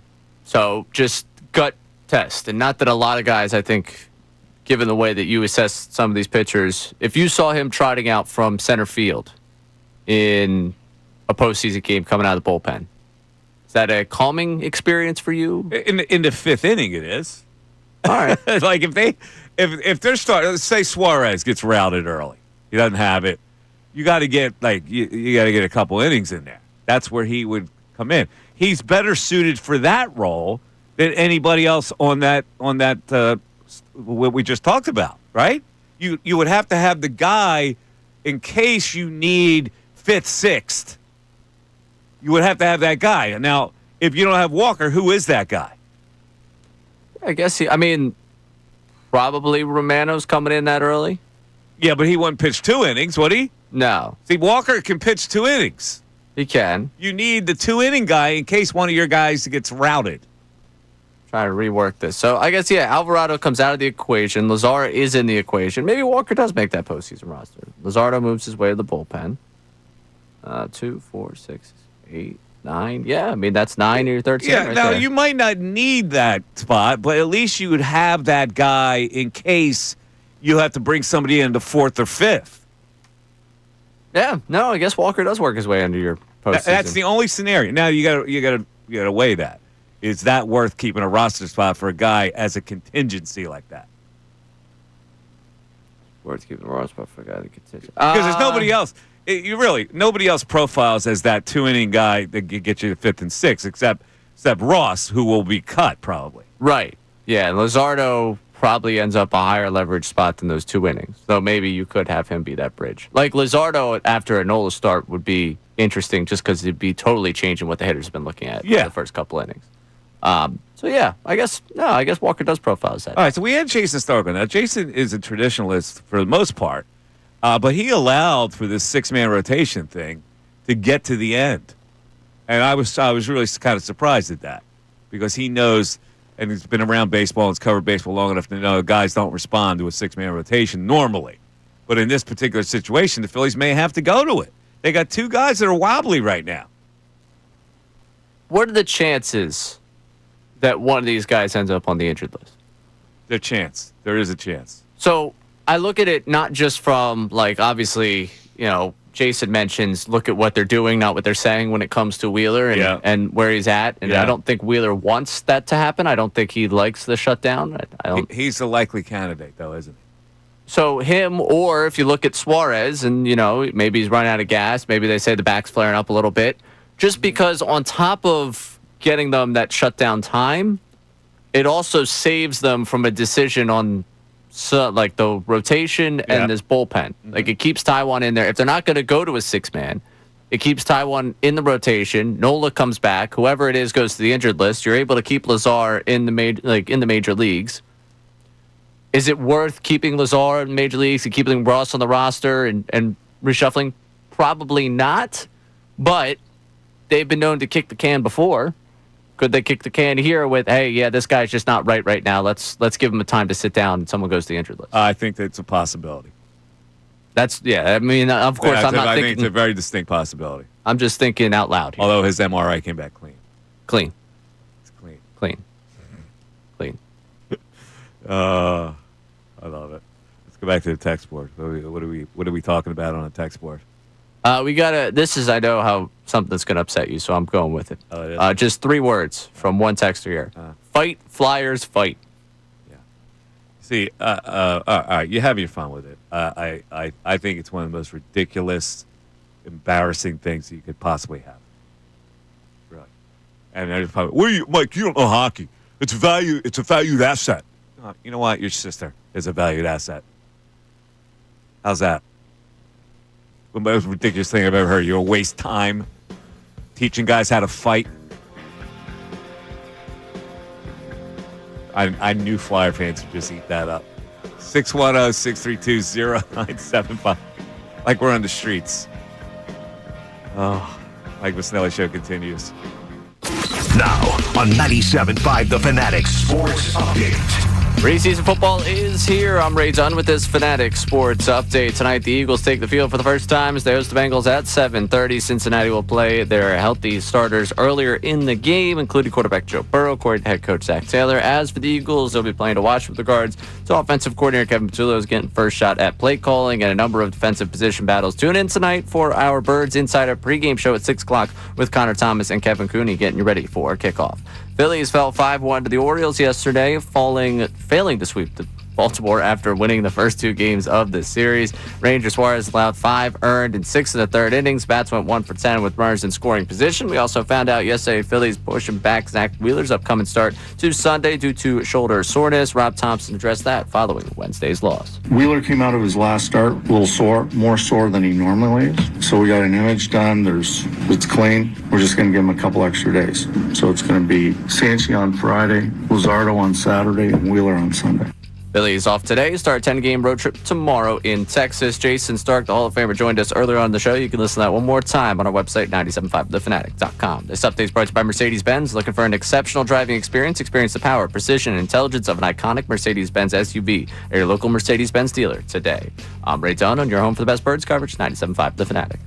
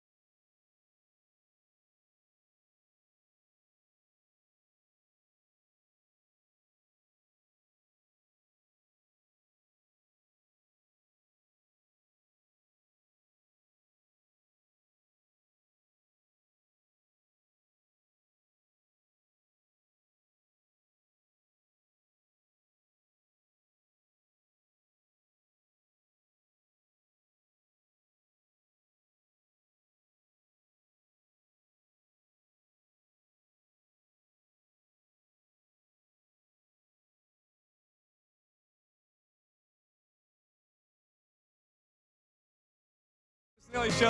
There's a comment by Bryson Stott that I found curious. He was asked about his hitting. He's made some really great defensive plays lately. He really has. But his .654 OPS ranks 144th among 155 qualified hitters. That's not good. So he says it's easy to prevent his offensive struggles from seeping into his defense, which a lot of guys would struggle with. They're always hitters always take their lack of hitting into the field with them, invariably, subconsciously. They're always ticked off that they missed a pitch, and they're thinking about it, and it takes a lot to overcome that. So this is what Stott says. I can control every part of defense. Hitting is all luck, I think. I'll get angry now and then, but you take your best swing, you hit it on the barrel, and then once you decide to swing at said pitch, it's luck. But on defense, I have control over pretty much everything, unless it hits the base. Now, that's a very interesting thing to say. It's luck. Did that hit you a certain way, Ray? Is he suggesting that he's just unlucky? I think he misstated that. Like, it's not luck when you hit a ball hard. It's that you're zeroed in, your swing is clued in, you get the barrel of bat on the ball. That's all technical. That's not luck. If you hit it hard, it's not luck either, because either it's going to be caught or it's not going to be caught. The only thing you can control is that you make contact on a solid part of the bat. That's not luck. That's skill. Which is not something he does well. No. Is it luck that it falls? It's not really luck. If you hit a ball hard, chances are, unless it's right at somebody, it's going to be a hit. So it's not luck. So I think that he needs to think a little more about that. Yeah, well, he also just needs to hit the ball hard more. He does. I mean, that's the bottom line with him. He does. Yeah, I think I know he was trying to say there that he can control defense, therefore he doesn't take the offensive woes out to the field because he can control everything by himself in the field, which he can. He can. However, let's not call it luck. It's not luck. Is not what's holding you back right now. Hitting is all luck. I think I'll get angry now. But you take your best swing, you hit it on the barrel. Well, that's the point. Like, hitting it on the barrel isn't luck. He's done a tremendous job of not taking the struggles out into the field. He's been spectacular. In consideration for the Gold Glove at second base. He really is, and he won't get it because he's just not well known enough. And he doesn't have a personality that booms. He's kind of a sleepy-eyed guy. Don't you think? You think? Yeah, he's kind of sleepy-eyed. He smiles every now and then, but he's kind of like, he doesn't really, he just plays the game and doesn't bother with anybody. Well, yeah, I don't think of the personalities on this team, he's one that really sticks out to me. No, he doesn't have a great personality. Nice kid. I've talked to him, sat down, had a conversation with him. All right, let's go back to the phones. We got Steve in Westchester. Steve, you're on 97.5 The Fanatic. What's up, Steve? Hey, guys. How are you? What's going on, buddy? Yeah. I have to for a second go back to two reasons why that was it UFC being hired by the Flyers. Yeah, and a bare knuckles guy. Don't forget him. Bare knuckles guy in the UFC. Oh, sorry, don't mean to downplay, but there's two ridiculous reasons why it's ridiculous. Number one, I had a friend years ago. He was a real Kimpo guy. I mean, this guy was a killer. He really could kill you if he wanted to. Yeah, and he had a friend who was a hockey coach. Who he tried to teach him a few things. He said, it's ridiculous. On ice, it's negated. It's complete, well, it's a complete waste of time, number one. Number two, hockey's getting away from the fighting thing in general anyway. So does that mean that the franchise is regressing? It sounds like it to me. It's so typical old Flyer mentality. It's not even funny. And I just sit here and I just shake my head and I go, come on, fellas. Come on now. Yeah. Really? All right. You just throw your hands up in the air and just and just give up at this point. But yeah. Listen, I'm speechless. I really am. And I know the feedback. Flyer fans are going, well, you don't know hockey, Mike. It's a very important part. I go, all right, whatever. Well, no, the problem is that they don't know hockey. They only know Flyers hockey, which is not good. Well, there you go. Glad you said so that. I had one. Yeah. Well, I would get destroyed. For the next 3 days, Flyer fans would besiege my Twitter account. So one quick question though before I let you go, as far as the Phillies, give me a percentage now that the Phillies have their closer. What's the percentage that they can actually overtake LA, who records or not, I think they're still the favorite in the NL. As far as seeding goes? No. As far as beating them to get to the World Series. I think the Phillies have a really good chance of beating the Dodgers. I really do. I think the Phillies have a really good chance to get to the World Series. I think that guy adding that guy to the bullpen has really kind of completed them. And now I look at their bullpen and it looks viable, whereas before it looked disastrous. And one guy made that difference. Yeah. The comparison I have is you can agree with this or not, but it's almost a comparison in football. It's like if you have a really good team, but if you get that shutdown corner, it changes things dramatically. It absolutely does. It's a fantastic addition, and the Dodgers starting staff. Listen, I think you can get to the Dodgers starting staff right now. I think their starting rotation is gettable. Now, are we shortchanging Milwaukee? I guess I am. But the way it stacks up now, as far as the seeding go, the Phillies would have to beat the Dodgers if they get past that first series. So, I think they can beat them. They can beat them. I mean, they've had kind of the Dodgers' number in the regular season. It's weird we haven't seen these two yet in the postseason. Over this stretch. I don't know if the odds makers would agree. The odds makers probably be the Dodgers' favorite in that series. The Dodgers would have home field. Maybe. The Phillies could still end up with that seed. That's the biggest thing going. I mean, outside of the whole division race itself, but just running through the rest of this season, getting to that second seed or one of those top two seeds is massive for this team. Like, I want to be able to set the pitching, and I want them to be watching for a week. I do not care about the whole you get rusty type thing. Phillies were the only team last year of those buys that lost. Mm-hmm. So I want to see them get that too, at least. All right. It's funny because we've this Eagles game tonight where we have a list of things that we're looking at. I'm not sure that other people do.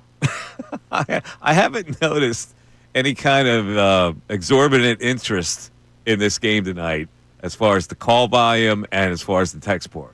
Are we getting a lot of text on what people are invested in watching tonight? No. No. It's weird, isn't it? No, we are not. This is the start of football season, really. Yeah, it's the start of football season, but I think we laid it out earlier this week. We've done it, I think, once just talking about like the different things that are going on with this team. And yesterday, I think the column from Mike Steelsky kind of nailed it. Like, there's no chaos here. Not a bad thing. It's boring. It is. The Eagles are boring.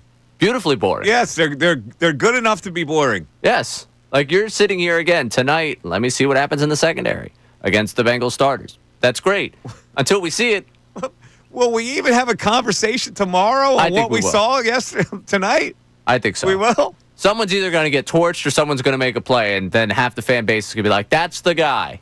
And the other half's going to be like, well, it's just a preseason game. We'll have that tomorrow, I'm sure. And you'll have to pick your side on that one. I'm certain on that one. So I think that'll be the conversation where are you primarily when you got your Bill Colarulo yellow pad? Where are you primarily focused tonight, Ray? Primarily that secondary. I'd like to see what happens against the starters for the Bengals on the defensive side. Like, I'd like to see what Ringo, Jackson. Doesn't sound like Makuba's going to play, but Brown against Joey B. Yeah, against Schmo Burrow. Schmo Burrow, the first series or the second series. Yeah, I'd like to see the way they stack up there. I think that's probably the biggest thing that jumps to mind. Other than that, how they cycle in linebackers, who plays at that linebacker position. We're not going to see Vaughn, but they still have to figure out who's going to play next to him in the absence of Nakobe Dean, and who could potentially, you don't want Dean to lose his job because of injury, but if Jahad Campbell is everything that Jahad Campbell's been sold so far, there's a chance that he ends up that guy. You don't expect Jahad to play tonight, right? I think he might. You think he might play tonight? Yeah, I think he might play tonight. I think tonight belongs to Little Axe. I'm good with that. I think Little Axe. Sign me up for the Little Axe will show up tonight. And this is a night for the prep. McCord and Trot out there at Lincoln Financial How about Field. Good for the Prep. Will they have like a St. Joe Prep hit the shoulder pads moment of some sort before they take the field? They should. I mean, I'm surprised St. Joe's Prep doesn't have a section tonight. Can't warm up the Kyle McCord. I don't know what it is. You know exactly what I it got. is. Yeah, I have a bad problem. I have Ohio State tape. Ohio State hate tape. I think the kid's just a wonderful guy. Made a decision where he wanted to get an education. It's such jealousy too, isn't it? It's so pathetic that I hate Ohio State. Yeah. I should be more secure than that. I don't blame you. It's been since 2016. Yeah, but like I'm hating them because they win. Like, it's pathetic. I would rip other people for that. Oh yeah, for sure. Yeah. So I'm gonna rip myself. I'm pathetic. 610-632-0975. On the other side, Ray Dunn has an interesting dilemma when it comes to asking someone out for drinks. The dilemma being, does that include food? We're gonna tackle that in depth on the other side. Mike Missanelli Show continues. Now, a Birds Insider update on 97.5 The Fanatic and 97.5thefanatic.com. Preseason is here. I'm Ray Dunn with this with this Birds Insider update as we sit here on the day of the first preseason game for your Philadelphia Eagles. Cincinnati Bengals in town. 7:30 starts tonight down there at Lincoln Financial Field. And the conversation every preseason, who are we even going to see out there on the field? Well, for the Bengals, it looks like the healthy starters will get an opportunity early on to play. For the Eagles, it seems like they're going to hold to what has been the recent theme for them in preseasons and hold back their starters. Jeff McClain was on with Kincade and Salciunas earlier this week and talked about some of the rookies you might see out there tonight. Fangio seemed to suggest that Andrew Makuba wasn't going to play. He's still not completely back from that shoulder injury he suffered early in camp, so we won't see the second-round rookie. I'm certain we'll see Jahad Campbell, we'll see Smile Mondon, all the other rookies. So, plenty of the rookie class apparently going to be out there tonight. Jahad Campbell mentioned there, he's obviously in that linebacker room. A lot of conversation surrounding what might happen there. Jeremiah Trotter Jr., one of the players involved in that battle for that second spot next to Zach Bond. And, of course, on the offensive side of things, we're going to be watching the quarterbacks. It's going to be Tanner McKee's show, followed by either Dorian Thompson-Robinson or Kyle McCord, and those two guys competing for that third quarterback spot. Plenty to watch and plenty to react to tomorrow here as the Birds have their first preseason game. I'm Ray Dunn on your home for the best Birds coverage, 97.5 The Fanatic. Eagles quarterback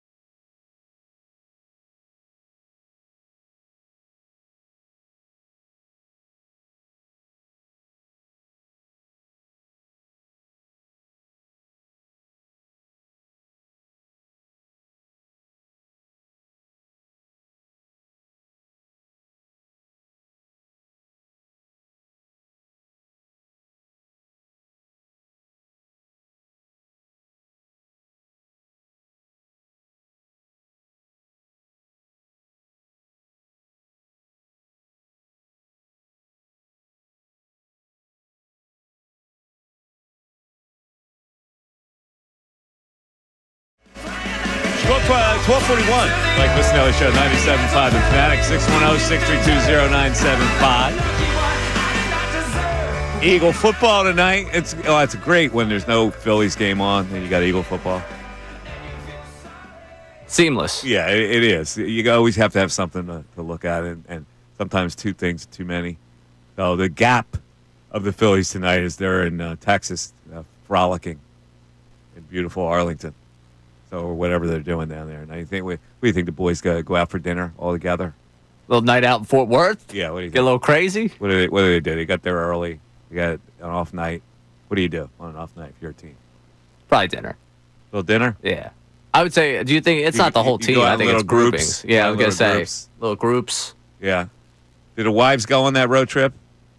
Arlington's probably not one that you're... It's a 10-day road trip. Do they take... Maybe 10-day, because you're thinking, for the ones with kids, this is probably the last before the kids get back to school. Yeah. So this is the last, little chance for them to go out. So probably. Those without kids, maybe not. So what's the dynamic? How many rooms do you get? Do you get the big suite there? What do you do? Probably a big suite. The Phillies, I never knew how that worked. Did the Phillies pay for the whole family on a road trip? I don't know. Off the rip, I'm like, yeah, of little course. things I think about. Do the Phillies pay for the whole family? Trey Turner's got 4 kids. You'd have to have some monster suite, right? Trey, listen, we got you for 11 years. We gave you $300 million. All right. Yes. You book the premium suite. All right. That's what I'm asking. What happens? Situation like that. I just don't. This is not a road trip that I think you sign up for. This is not the one that if you're picking the one to go, if you're just you and your wife, I don't think this is the road trip that I'm saying, okay. All right. You come by it for. I'm trying. What's following Texas? It goes Texas. They end up in D.C. D.C. you could do it at any time. Cincinnati. Yeah. This is not the road trip that. Arlington and Cincinnati. Arlington, Cincinnati, D.C. Yeah. Yeah, I'll save it. I'll save it to. Yeah, stay home, hon. You got L.A. and Arizona coming up in September. We'll talk on the phone. Yeah. How about that one? I'll focus on the whole baseball thing. Yeah. All right. So 610-632-0975. Let's get to this, right? Because you asked this question. That when you ask someone to get drinks, and we're talking about a single man on a date, does it have the implication of food? Now, why do you ask that question? I'm curious. It's been a debated topic amongst the friend group. About whether or not there's the implication of food when you say, do you want to grab drinks? Here's what I would say. There is the implication of apps. Right. Not food per se. But that would have to be discussed. That's not an automatic. You're asking somebody out for drinks. It's drinks. You would have to ask the question, are you hungry? So that's where, whose responsibility is it in that scenario? It's your responsibility. To ask if the woman is hungry. Yes. Okay. And she would politely say no, and you say, are you sure? Maybe if you want to split an app or something, in which case that would cover the whole thing. My stipulation here is I believe the time in which you agree for drinks is important as to whether or not there is food implied. Okay. So what are we talking about? Happy hour or later than happy hour where it's a dinner hour? If you are in dinner hour, I believe the implication of drinks goes away. You should not ask during the dinner hour to have drinks. If you get drinks after 7:30, I believe there's no implication of food. I agree. So why would you ask for drinks during a dinner hour? Now, people might have, might not be someone you're going out for the meal for. Before the actual dinner hour, after the actual dinner hour is the time frame. Happy hour, apps included. After happy hour, dinner time, I think no food. So you're assuming that she would have already eaten? Correct. That's the time frame in which most people have already eaten. Now, listen, I'm never going to be the guy like, oh, yeah, this was actually just drinks. I'm not going to say don't order food. You can't do that. I mean, that's rude. If the time you meet her is 6 o'clock, then food has to be included. Right. That's what I'm saying. Yes. If there is any time between that's the hard and fast rule we're trying to come up with? Yeah, I'm trying to find before the dinner hour, apps may be included. during the dinner hour food actually, like meal at a bar you're talking about? A meal in front of you at a bar. Or like you're just getting apps amongst, Like, for example, I'm a big fan of going to get drink. I feel like every single, this is very, very general here, but I feel like every single dating profile I see mentions margaritas. Every girl wants to be taken out for margaritas. Margaritas and chips? Right. The chips are something I think just comes with the table. Yeah. But, like, if you have to order the chips, I'm obviously ordering the chips. And that's now, are you going margarita? You have to be at a Mexican restaurant for the margarita? Or probably. Like, you go to a lot of Mexican restaurants? For there's one on margarita? 2nd Street, so that helps. Which one's that? Is that El Camino, I think? I think El Camino's the one on 2nd Street. Yeah.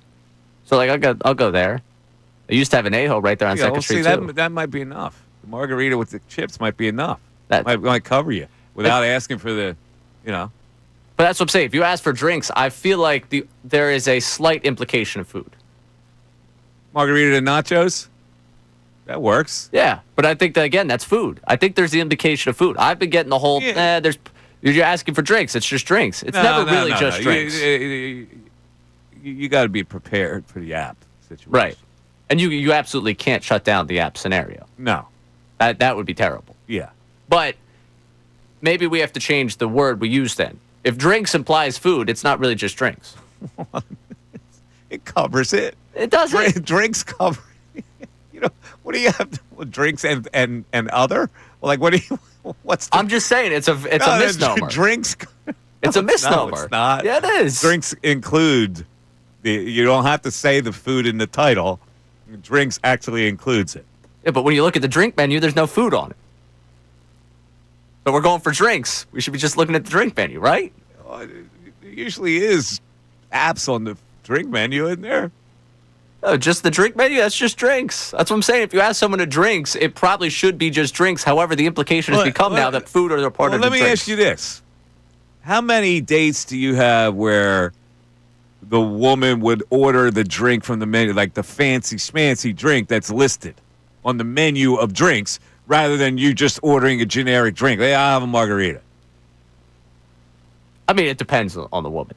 There's been, just I know what I want. The menu looker before who has an idea, or the person that just has a drink they get every time. Or I've been on dates where it's been like, actually, I'll have the fancy schmancy one. Yeah. That's $17.50. Yeah. That drink. The special blend. Right. And then, now, does that bother you when they order that? I asked you to the date. I knew what I was signing up for here, right? Uh-huh. Like, this is on me. If I ask you out on a date, then what you're buying is on me. Oh, you're a generous man. I mean, yeah, I'm going to go home like, all right, I guess I'm cutting a night out this week with anyone else. Or, I got to reconfigure the budget. But there's been a few dates like that. So the fancy schmancy drink doesn't bother you? I mean, this is what I signed up for. You're not ordering the fancy schmancy drink. You're ordering a margarita, which is a little less. They have margarita $14. She's going for this fancy schmancy $17.50 cocktail. In the moment, Mike, I'm swept up in it. I'm going to be like, yeah, of course. Okay. Yeah, I got you. So right away, you're actually at a lesser price than it would cost you at Citizens Bank Ballpark. You've just bought 2 drinks and you've cheated. You're saying it's like you're robbing 20 in that situation by not taking her to the game. And the prices are part of the reason why I don't do the game date. The game date is a significant place along. That's a $150 item. That's what I mean. That's to me, that's like multiple dates down the line. Because I've also seen it on the apps. The Phillies are a hot commodity. A lot of people love the Phillies right now. And a lot of the girls are like, oh, take me to a Phillies game. It's like, yeah, I'll do dinner first, and then eventually. Also, I don't feel like it's a good first impression to go to a date first or to go to a game first. I feel like I would give off a poor first impression at a game first. You would. I'm too into the game. Yeah. I'm not into conversation. Yeah, I'm not enough into you. Yeah, that's probably a good call by you. Yeah, I feel like the drinks have to happen before the game. Yeah, well, obviously, to get to know somebody. Yeah. All right, I got you. All right, 610-632-0975. Uncle Frank is hanging on. I'll talk to Uncle Frank. Always a pleasure to talk to Uncle Frank. We'll get back to our text board, and we'll continue with your fascinating analysis of tonight's Eagles game, which there has been none of today as the Eagles start their season. Tonight, by the way. Mike Missanelli Show continues. Now on 97.5 The Fanatic Sports Update. Preseason football is here. I'm Ray Dunn with this Fanatic Sports Update tonight. The Eagles take the field for the first time as they host the Bengals at 7:30. Cincinnati will play their healthy starters early in the game, including quarterback Joe Burrow, and head coach Zach Taylor. As for the Eagles, there'll be plenty to watch with regards to offensive coordinator Kevin Patullo's first shot at play calling and a number of defensive position battles. Tune in tonight to our Birds Insider pregame show at 6 o'clock with Connor Thomas and Kevin Cooney getting you set for the game. Phillies fell 5-1 to the Orioles yesterday, failing to sweep Baltimore after winning the first two games of the series. Ranger Suarez led 5 earned in 6 in the third innings. The Bats went 1 for 10 with runners in scoring position. We found out yesterday that the Phillies are pushing back Zach Wheeler's upcoming start to Sunday due to shoulder soreness. Rob Thompson addressed that following Wednesday's loss. Wheeler came out of his last start a little sore, more sore than he normally is. So we got an image done. It's clean. We're just going to give him a couple extra days. So it's going to be Salciunas on Friday, Luzardo on Saturday, and Wheeler on Sunday. Phillies off today, start a 10-game road trip tomorrow in Texas. Jason Stark joined us earlier in the show. You catch that on our website, 975thefanatic.com. This update's brought by Rapid Radios. Rapid Radios instant push-to-talk walkie-talkies with nationwide LTE coverage. For a limited time, get 60% off and free UPS shipping at rapidradios.com. Use code radio for an extra 5% off. I'm Ray Dunn on 97.5 The Fanatic.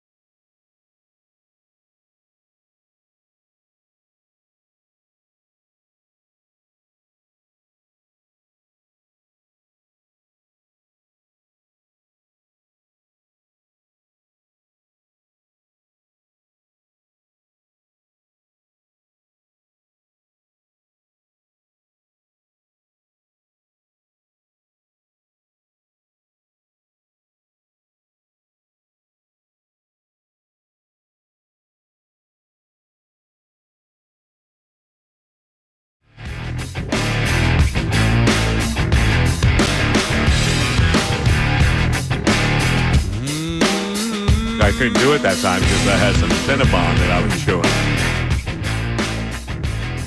I just did it with the mic off. Yeah. I've now gotten used to this song. I enjoy this song. It's a great guitar riff with a good Chris Cornell voiceover there. Am I privy to the fact that we have a Bill highlight coming up? Yes. We yes, do? we do. We do have a Bill highlight coming Bill up. highlight is coming up. Something Bill said that we can make fun of? Yeah. Yeah, this is... It's always good. This is tremendous. This is not sports take. This is an incredible line by Bill that he had no idea what he was saying as he was saying it. Oh, really? I was tipped off to this and had to comb through yesterday's 3 o'clock hour. And when I tell you I'm delighted to have found this, I cannot wait. That's awesome. To play this. You know, I have an edge with Bill. You know, I can't forgive people who abandoned me. You know? He just flat out dropped us. You know, we had a great show going on, and he just dumped us. We don't exist to him anymore. I know. We don't. It's true. We don't exist. He's very less friendly. Supposed to go to that concert with me. Didn't show.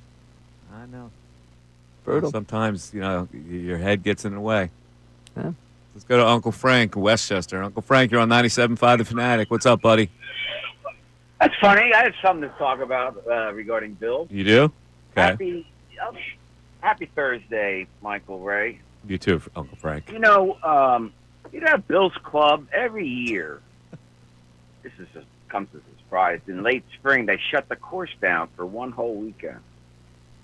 Yep, it's amazing. They host an Amish farmers market. Oh, is that right? Now, the cleanup is intense, but it brings a lot of revenue. Yeah. Yeah, I like it. You know, at Bill's, you ever hear of the shotgun start? At Bill's Club, they actually shoot at cattle. And then process. Hey, Ray, listen. You know, you can give out rim shots more than Michael. Not really. All right. You know what? You didn't think yours was rim shot worthy. I think everyone's gold. What else? What's on your mind today? Legend in my own mind. So I love preseason football. Uh-huh. I used to, rather. But, you know, the starters, they come out, play a half, you know, and then trim down to a quarter, you know, a couple sets of downs and one set, and then, you know, and then you got Ugat. And now it's nothing. Now it's nothing. Now they don't even show up for a couple series. Yeah. So regarding my analysis, again, I got Ugat. Although I do have mild interest in watching the secondary competing. I do. Yeah, because they're going to be competing against Burrow tonight. So at least, you know, Jamar Chase, you got, you know, Higgins, whatever. You got that dynamic if those guys are going to actually play. So if I'm Burrow, maybe I'll go right at those guys. That's right. They're playing all the start. Yeah. Yeah, maybe I go to the other side where there's not going to be. There's going to be a novice playing Quinion Mitchell's spot. Yeah. So. Yeah. How long are their starters playing? Any idea? They said the first quarter, didn't they? They said the starters are going to play the first. I doubt that they'll play the entire quarter. I would think 2 series maybe. That's that's some cool and young. Yeah, playing the entire quarter. That's why I don't think they'll play the entire quarter. You imagine playing your starters the entire quarter, somebody gets hurt in preseason. Yeah, it's not worth it anymore. It's catastrophic. Yep. All right, Ray. I'll wait for that rim shot later. All right, buddy. Yeah, Uncle Frank. Right. The Bill Club joke it goes on forever. Yeah, I like it. It's a nice running bit by him. Yeah, it is. It's 1 o'clock, by the way. It's the Mike Missanelli Show, WPEN HD1, Burlington, Philadelphia, Beasley Media Group Station, broadcasting from the Comcast Business Studio, powering possibilities. All right, so speaking of the aforementioned Bill, Ray, you discovered something that he said. Can you give us a hint on what this is going to Absolutely. be? Yeah, what is it? You know he has an affinity for Kind bars. Yes, he does. He also has an eating schedule that he is very, very regimented in. He needs to eat, otherwise he gets upset, and you don't want an upset Bill. So he had a Kind bar, one of the breaks yesterday afternoon during the 3 o'clock hour. Okay. And the Kind bar, sometimes when you eat, something gets stuck, lodged, and it becomes difficult to talk. So he's trying to deliver some points about the Phillies, and he has to struggle through the remnants of the Kind bar. And he went through trying to explain to people what he was dealing with the Kind bar being in his throat. Please take a nice listen to our old buddy Bill talking about what he was working through. Really producing since that start of the season. Why not give him an opportunity? You can hit us up 610-632-0975. Oh, no. Yes. Now he's never getting a Kind bar ever again. I'm taking them away. Yeah, no more Kind bars for you there, buddy. Oh man, it's because there's like nuts on it. I don't eat Kind bars. So what happened is I eat Cliff bars. I've had those too, but like the nut sometimes when it gets stuck in your throat, there's really nothing to do. Yeah, I'm drinking. We're gonna. All right, don't clip that. Oh my God, that would have been perfect for our show. You already got me with 3 such comments. What? I don't have anything like that on you. Do. I don't have. The key to doing that right, and he figured it out, is that you have to open your throat completely. okay. You can't swallow. That was our sophomoric segment that we used to do. So Bill had the Kind bar stuck in his throat, and it was nutty. Yeah, the nuts in his throat. All right. There were. All right, that's factually true. He's out there. I saw him out there. He's got 3 pages of the yellow pad. He's scribbling stuff down. He's got the prep work. It's a preseason game where no starters are playing. He's ready for tonight. I guess he is. Ready for tonight. Let's go back to the text board. What do we have on the text board? A lot of people chiming in on the dating situation? The drink situation. Right. Bob from Spotswood here. Drinks just means drinks. However, if she's hinting at food, you obviously have to get it. Well, how could she hint at food? Like, that's got to be a direct question. Would you like some apps? Or are you hungry? Like, that's your responsibility. She's not going to volunteer it. I mean, if she's looking at the menu. Well, I'm really hungry. Can we have some food? Is she going to say that? Yeah, eyeing up the food, or do you want to get anything? Like saying, do you want to get anything to eat? She suggests that. That's a loaded question. She can't suggest that. That would be a violation on her part. But she can't suggest that. But if the implication for drinks is always that apps are involved, I think she's more than justified to ask. No. That's got to be your idea. You asked her out for drinks. She can't say, I want food. But if drinks implies the existence of appetizers within that meetup, then she's not out of line. That's why if the implication is there. Any time she would mention food, she's out of line. That's not her place to mention the food. It's your place. But we just you would be rude if you didn't. Of course. So it's absolutely your responsibility to offer it, but she can't ask for food. Nah, but see, we established that the implication for drinks includes food. Thus, she's not out of line. Well, how do you establish? You didn't establish that until you sit down. Wait, what's established? Nope. You just asked her out for drinks. Right, but asking them out for drinks is, again, giving the idea that apps are going to be there if the implication of drinks. Wait, but that's what I thought we established in the last segment No, here. It's absolutely not. It's your choice to offer the app. It is not implied that food is included when you ask for drinks. T. Kell's chiming in here. For this drinks debate, it matters where you sit. You sit at the bar, just drinks. You sit at a table or even a high-top bar table that is served by anyone besides the bartender, the food is implied. That is fair. Now, that's an interesting distinction. When you sit at a table, absolutely food is implied because you're sitting at a table to sit down to eat. The bar table is different, however. The bar table might not necessarily hook you into the food thing. I think the service being by someone other than a bartender is a great barometer on that one. Because to have basically a waiter or waitress only bring you drinks. Suppose you bring the drink and you get it at the bar, and it's one of those places where they don't have the service at the bar table.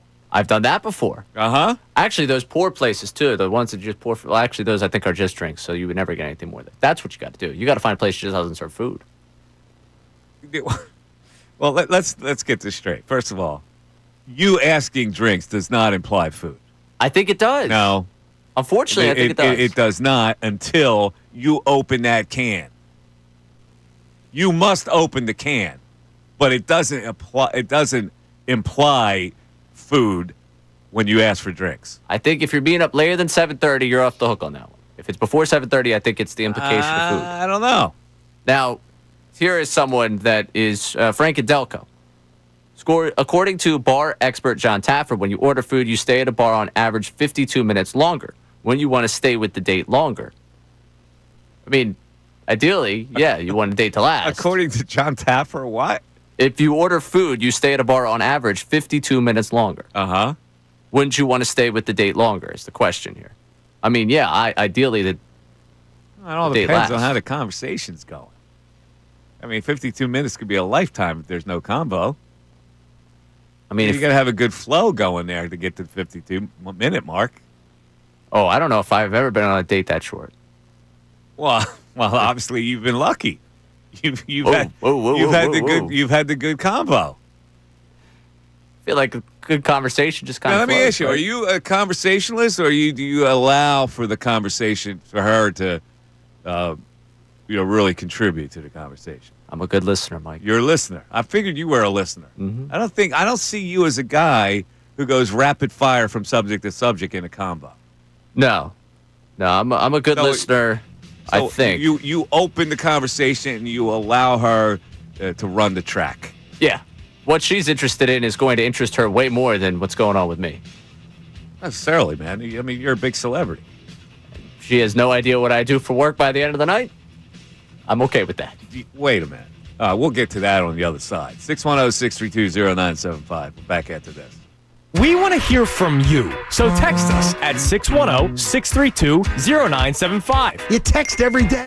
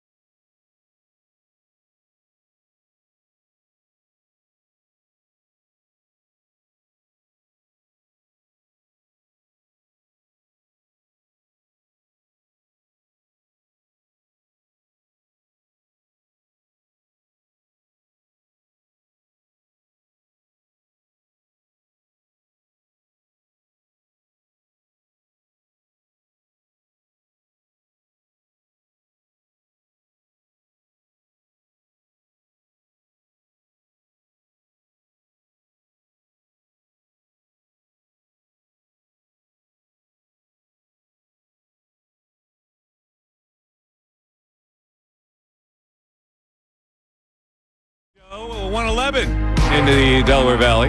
Going to be nice the next few days, so no rain in the forecast. That's good. 610-632-0975. I gotta ask you this question. Juan Soto broke up a no-hitter yesterday, and it was with a home run, which made the score 4-1. As soon as he hit it, he went into the trot and a big smile. Now, is the smile a violation? No, you had a home run. It's a total violation. Your team is down 4-1. You're on a losing streak. The last thing you could do is smile when you hit that home run. Well, if he believes it's starting to come back. Let me see the celebration. You're dead in the water there. You can't, it's like, come on, man. Okay, you broke up the no-hitter. It's a home run. It's 4-1. That's not like celebratory moment yet. I mean, it's celebrating a home run. They closed in on the lead. It's not totally out of the question that a guy can implode the Guardians. All right, they seriously posted all right, the Mets posted the entire at-bat to YouTube. Okay. Can we grow up here and just post the highlight? The entire at-bat. Entire at-bat. So you haven't seen it yet. You haven't seen him break it up. No, I just know that it happened. He's got that Soto glide going on, and it made the score 4-1 with one out in the ninth inning. To me, that's not a reason to have a celebratory smile. He does kind of try to cover up the smile. He smiles and then he does like a little yeah. Like, man. Now, if Bryce Harper did that, what would we be saying? Probably would say the same thing. He had a home run. Thought they were coming back. No, Bryce Harper wouldn't do that. That's the point. Oh, come on. Bryce Harper would not do that. Bryce Harper would be serious about the game. At that stage, it's only 4-1. He would not cackle or laugh or smile like he did something significant. I broke up a no-hitter. But that's not significant enough. Breaking up a no-hitter, you're still losing. You're going to lose the game 4-1. But you're not on that side of history. Oh, stop the history. Just saying, you're not on that side of history. It's nice that you broke up the no-hitter. It shouldn't elicit a celebratory trot. How many home runs don't at this point? You know what I'm saying. You know what I'm saying here. He's got the really big smile like he did something really significant. Broke up a no-hitter. He got a hit. It was a home run. It just happened to be a home run. Your team is struggling. Your OPS is way down from where it was last year. You're not really carrying your weight for that kind of money. You're hit. What's he hitting? Like 240 something? Well, is anyone going to carry the weight for $750 something million? Well, it's got to be more than 246. What are his numbers this year? He's got 864 OPS. 864 OPS? Yeah. He's hitting 249. 382 on base. With 26 homers. His OPS is significantly below his career average of 943. His OPS is 864. Maybe he hates the Mets. That was my favorite thing at the start of the season. He's just so downtrodden to be across the city. He still wants to be on the other side. I just say it's a small matter, and we don't really care. But the fact of the matter is, I would be perturbed. I'd be on Sports Talk Radio ripping him. And in fact, if Boomer Esiason was ripping him up there, and he's getting a lot of heat for ripping him. Okay, the guy's hitting 249. They've been ripping him all year. All right. Haven't they been ripping him up there all year? Well, he's hitting 249.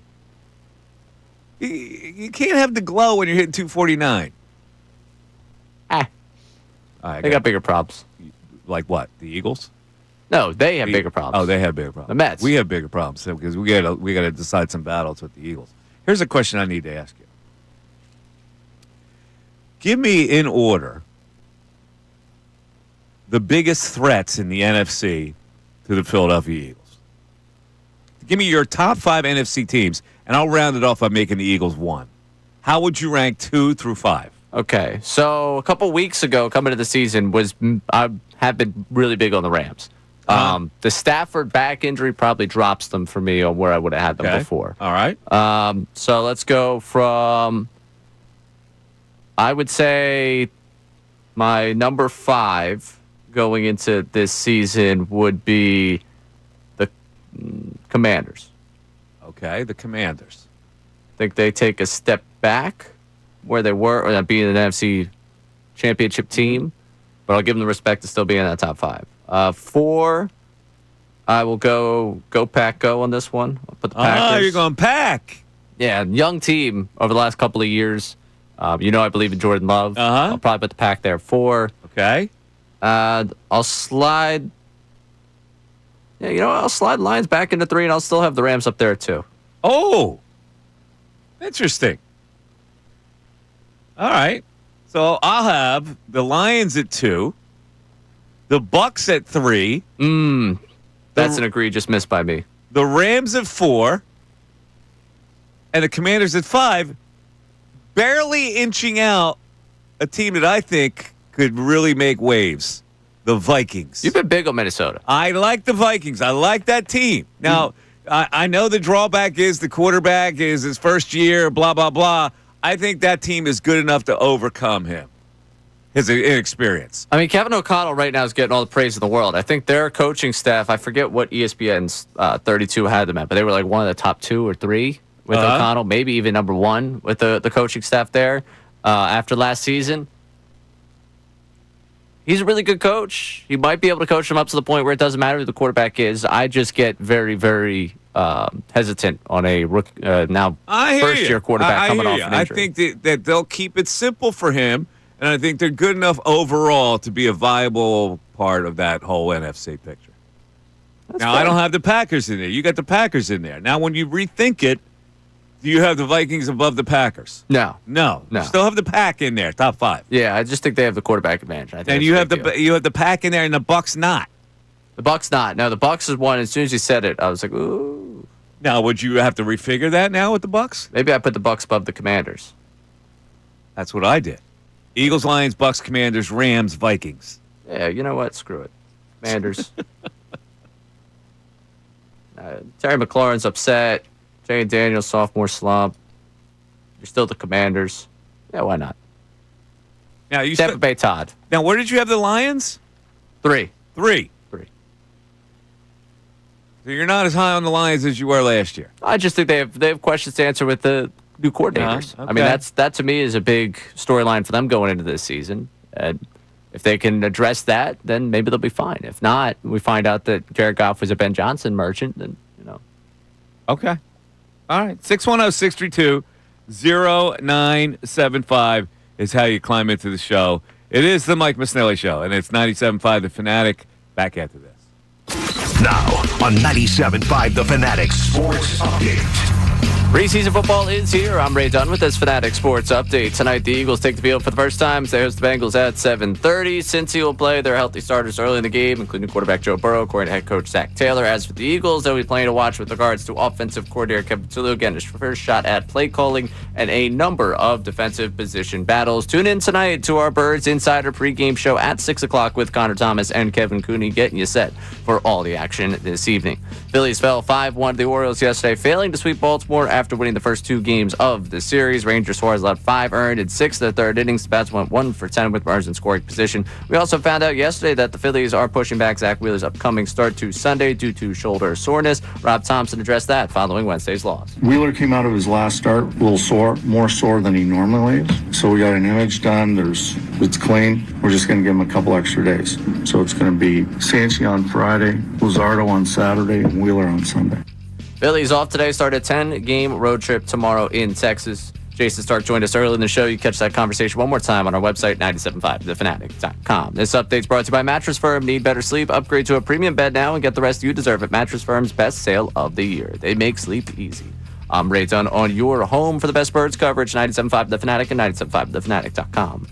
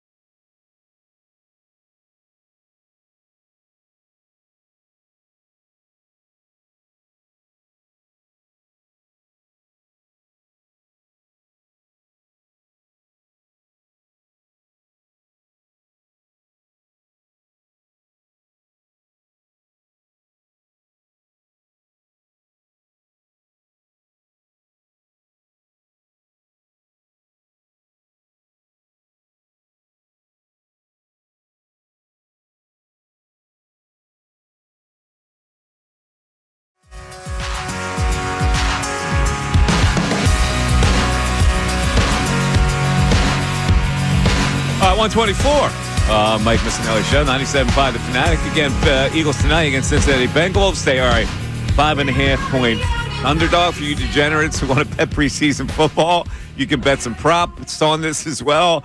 Most of them are with the Cincinnati Bengals because the odds makers can only count on the starting team being played. The Cincinnati Bengals will have their starting team, and the Eagles will not. So the props are all in their favor. Again, I'm looking at primarily the end rushing depth, and it's probably not the most important thing to look at. The most important thing to look at is the cornerback battle and probably the safety as well, to see if you can find another safety there. But I'm looking at the Azeez Ojulari, Josh Uche situation, where they can come in and spell the two guys that we're counting on, very inexperienced guys in Nolan Smith and Jalix Hunt, will be your starters. But I want to see those other guys to see if they can get in there and make a difference. And the other thing I'm looking at, this Eli Ricks situation. Does he have a chance to play well enough to get into that mix at cornerback? And then I'm looking at the other wide receivers. We really haven't seen this Elijah Cooks phenomenon. Like it's the Paul Turner type of training camp where he looks good. Nobody knows who he is. I want to see him against real-time action. And also Johnny Wilson and Nia Smith. Nia Smith's fighting for his life here to make this roster. And then last but not least, the last quarterback they'll have in there. Will McCord play tonight, you think? If not now, then when? I guess he has to play, right? It'll go Tanner early. And Dorian Thompson-Robinson, the second guy in there, will play probably the second quarter into the third. And Kyle McCord probably finish the game, right? Right. Seems like the way that would go. Okay. I mean, you're not seeing Hurts. And what, McKee will get the first quarter? Yeah, absolutely. He'll get the first quarter. Anything more than that, though? No. Yeah. Dorian Thompson-Robinson probably come in second quarter, play into the third, and then Kyle McCord will play the rest of the way. What type of ovation the hometown kid going to get? You think he'll get a hometown ovation? Yeah. We love a good from here story. Ohio State guy. Yeah. A lot of pro Penn State people in this these sparse stands tonight. Sure. A lot of Eagles fans there, too. How much is that ticket? Preseason game? It can't be too much. I don't think. Well, you have to buy them as part of your season ticket package. So, like, what do? You buy them and you put them up for sale, and then you get pennies on the dollar for it? Basically? Probably, if I had to guess. Let me see. So what are those tickets going for right now? All right, I'm looking at a secondary site here that has accept and continue. Thank you. Appreciate that. All the way up top, you want to be in the 200s. $18 is the lowest. $18. And where is that ticket? Section 217, row 13. What's the first deck going for? We got a $90 ticket to be right there, 50-yard line. That's too much. $90? To be in the end zone. Ticket? End zone, $32. That's a good ticket. Yeah. If I'm going to a preseason game, that's as much as I'm going to pay. Because I got to factor in, I got to pay $30 for crab fries. So that's a $60 night at least. And you need something to wash that down, so you probably get the $15 Coke along with that. We didn't even mention the Coke. What is water down there? Almost $10? $7, $8. It's $8, I think. I get depressed when I think about it. I really do. All right. The text board. We got a top 5 in the NFC text board text. Yeah. Braden checking in here with a top 5. Obviously, the Eagles being number 1. The 4 afterwards. At number 2, it's the Lions. Number 3, the Bucks. Number 4, the Commanders, because we play them twice and potentially 3 times if there's postseason. And then 5, the Packers. Packers. So Rams don't even make that. No Rams, no Vikings. No.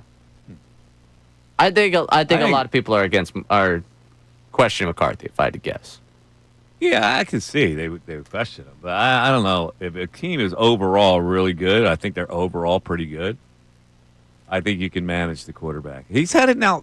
Listen, he's had a year really to study stuff, so it's not like he comes in like totally green. No.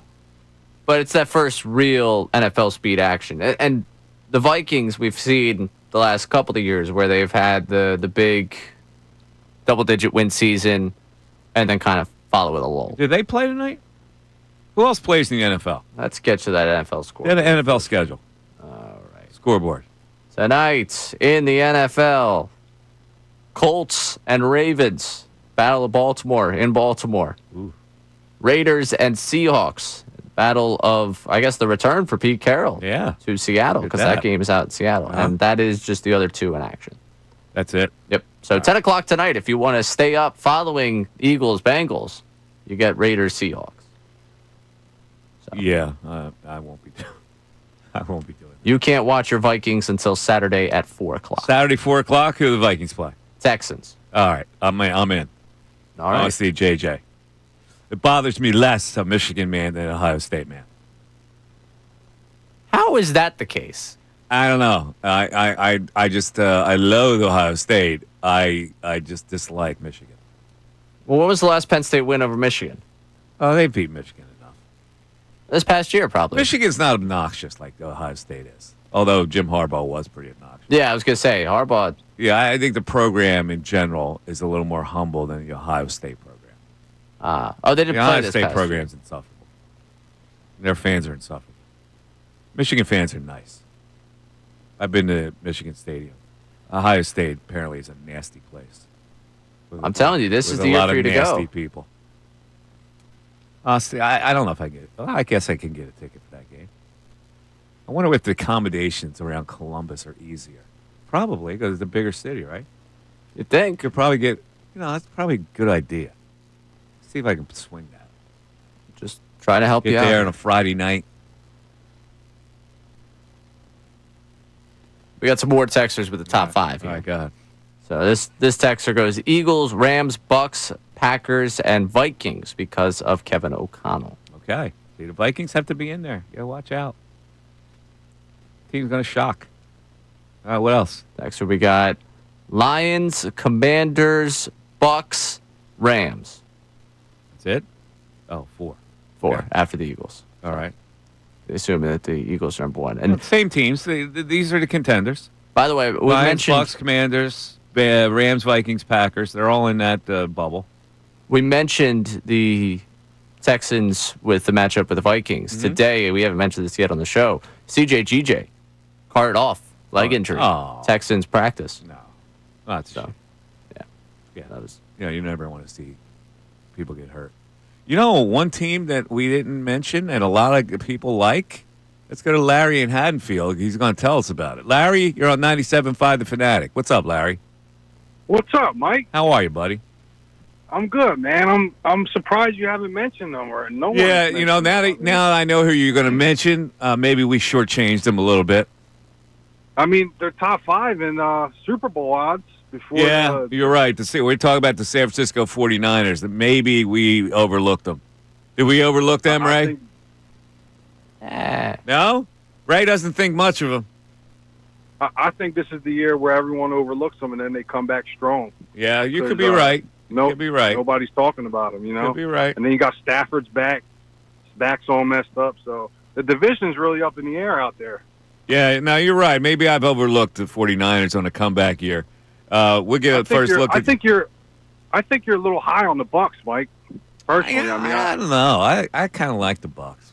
I think you just like you some Baker. You like Baker. No, I don't like him. I like their defense. I think they're a very viable team this year. Okay. But now you can get the 49ers. You can watch on TV probably Saturday night, 8:30. Is that game got to be on TV, right? Broncos 49ers. That's got to be televised, right? They got the easiest schedule. I think they make a run this year, believe it or not. All right. We'll see. Are you a 49er fan? No, I'm like you. I like reading the lines and seeing what they're thinking, and I think they're flying under the radar. I think there's some value with them. This year, what are the odds? You have the odds in front of you. Give me the odds on the NFC. I mean, it depends on where you look, but they're like 2,000 plus 2,000 to win it all. They got the Packers right above them. They're tied with the Rams. Actually, they're above the Rams. I'm sorry. They're above the Rams. They're above the Rams. They're way above the Buccaneers. Huh. All right, maybe we shortchanged them. Yeah, we'll see, Mike. I appreciate it, Larry. Let's refigure this. You want to put the 49ers in there? Nah, I'm good. No?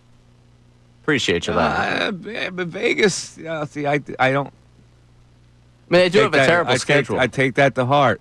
They do have a terrible schedule. Yeah. That's for sure. I mean, their schedule: Seattle, Saints, Cardinals, Jaguars, Rams, Bucks, Falcons, Texans, Giants, Rams, Cardinals, Panthers, Browns, Titans, Colts, Bears, Seahawks. It's what? How many contenders they play this season? No. So maybe they do get to the double-digit wins. I don't know. It feels kind of empty. Feels kind of empty to me. All right.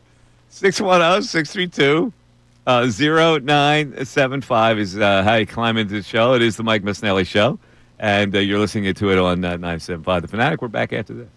Previously.